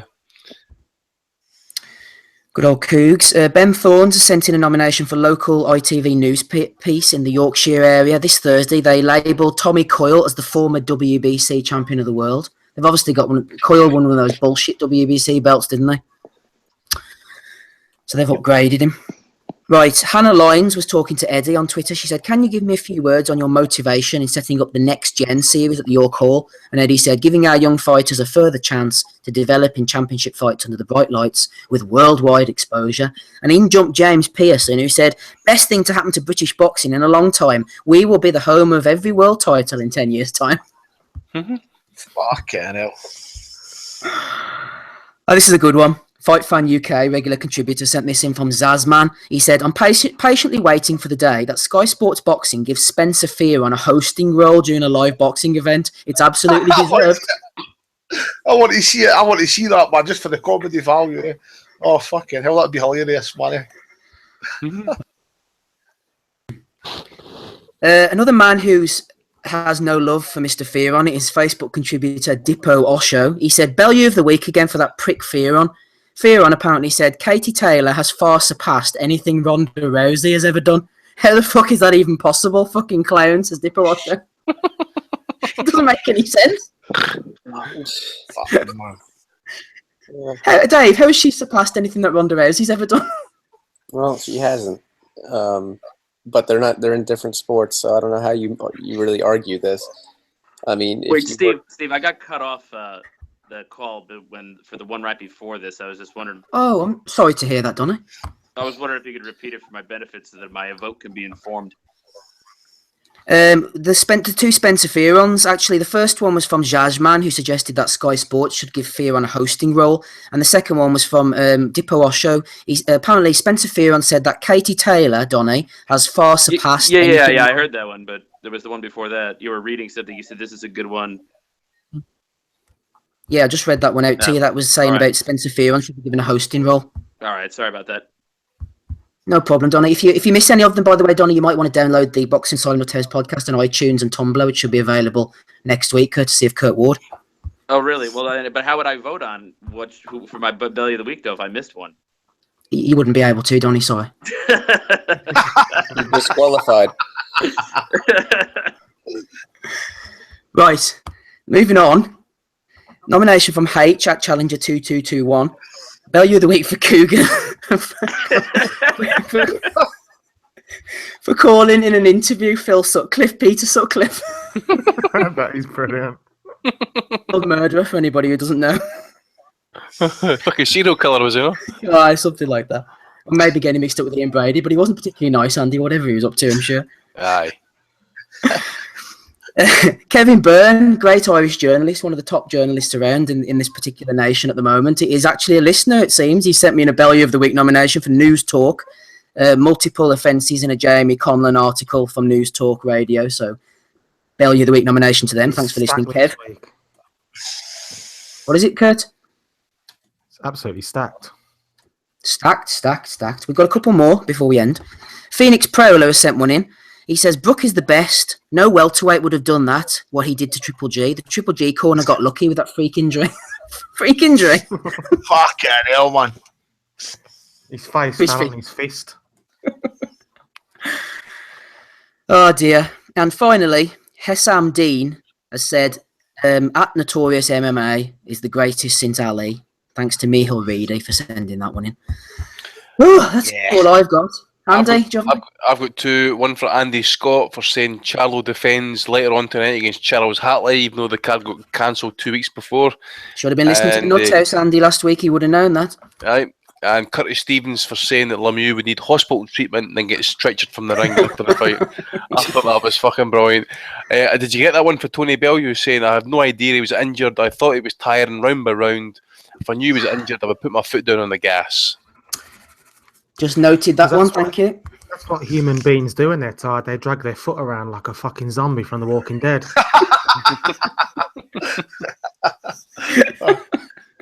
Quality hate from Curtis Ward. It's great to have him back on the pod. Any nominations, Tommy? No, but no for me. I know who I'm picking though. Kurt, nominations first of all. Right, I've got one. Now, Steve will know our area isn't well known for producing great boxing talent or even great boxing stories, but this one he's done it for me. It's number one. Floyd Mayweather's in the UK touring at the moment. He was in Birmingham. The money team came out, and Brummies had torched the TMT van. So that's pound for pound for me. That's what we do to people like Floyd Mayweather and his money team. That's what happens when you wander into Spark Hill, Kurt. Where the real gangsters play. Right. Donald or Dave, any nominations? Dave, you first. I have to nominate myself because I didn't see the Andrade fight yesterday, and I was shocked when I read the result on BoxRec that he got a split decision. So I tweeted out something like, there's no way this was actually a close fight, right? Or something like that. And then I hashtagged for the UFC card that I was watching at the time. Oh dear. Dave, that's what I like about you. You don't let the fact that you haven't seen a fight get in the way of you analysing or discussing it. I asked the question. I didn't say that. I didn't make any comment on it. I just thought, there's no way this Tolkai bum's going to do anything. I agree with Kurt. I think some weekend we should just do it out the blue and that dinny ball watching any fights and just try and blag the Don't even look at the results. Just blag it and then see who's fucking someone's totally wrong. See who picks up. Isn't that what Shep did with that fight that wasn't on video recording? Ricky Burns against Yeah. He got on badly that one. Like nobody in the world saw that. 6 rounds of footage and Shape scored both 12 rounds there. I think the reason I know that fight doesn't exist because I actually went to contact at Sky and it says that the fault actually happened at the truck where they get all the edit and stuff and that. It was actually a fault between the arena and the actual recording studio and that. So that footage does not exist. I asked on Twitter. It was long after the fight. I asked on Twitter, and apparently somebody says Ricky's not even seen it himself. Mm-hmm. So if Shape could send us a copy of that, it'd be greatly appreciated.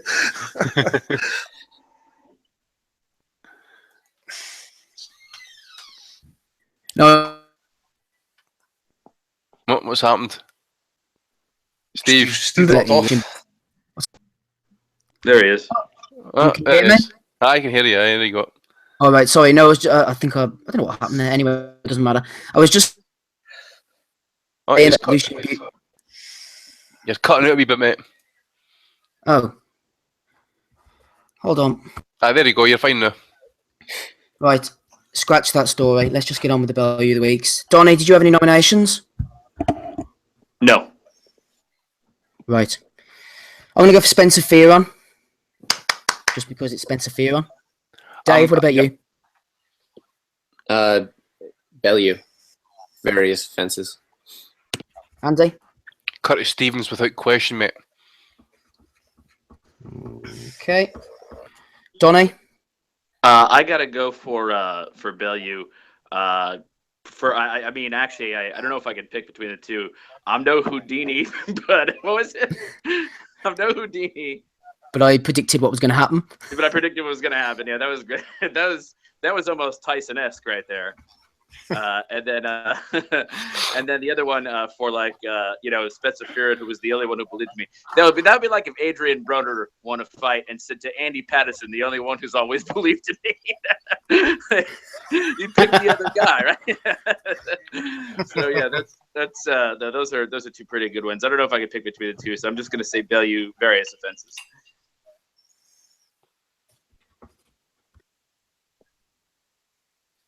You're on mute, Steve. Kurt? Yeah, it has to be the man himself, Anthony Bellue. I mean, he didn't know how he was injured. Spencer Fearon's the only one who believed in him, and he's Houdini as well. He can predict the future. It's Bellue for me all day. Looks like it's going to be Tony Guru. That's a relevant my pick, but I'm agreeing with you, Steve. I'm going with Fearon. See that comment that he's made about Ezra Charles? If I could build Ezra, if you've not seen Ezra Charles, the best way I could compare him is the best you've ever seen James Toney, the best you've ever seen Bernard Hopkins, and put both the fighters into one, and that's Ezra Charles. One of the greatest light heavyweights of all time. The greatest light heavyweight of all time, probably one of the best resumes of all time. Tony Bellew ain't no fucking Bernard Hopkins and James Toney, man. I'll go Fearon, but Bellew would have been a close second for my pick anyway. So I'm happy for Tony to win his award. Well done, Tony.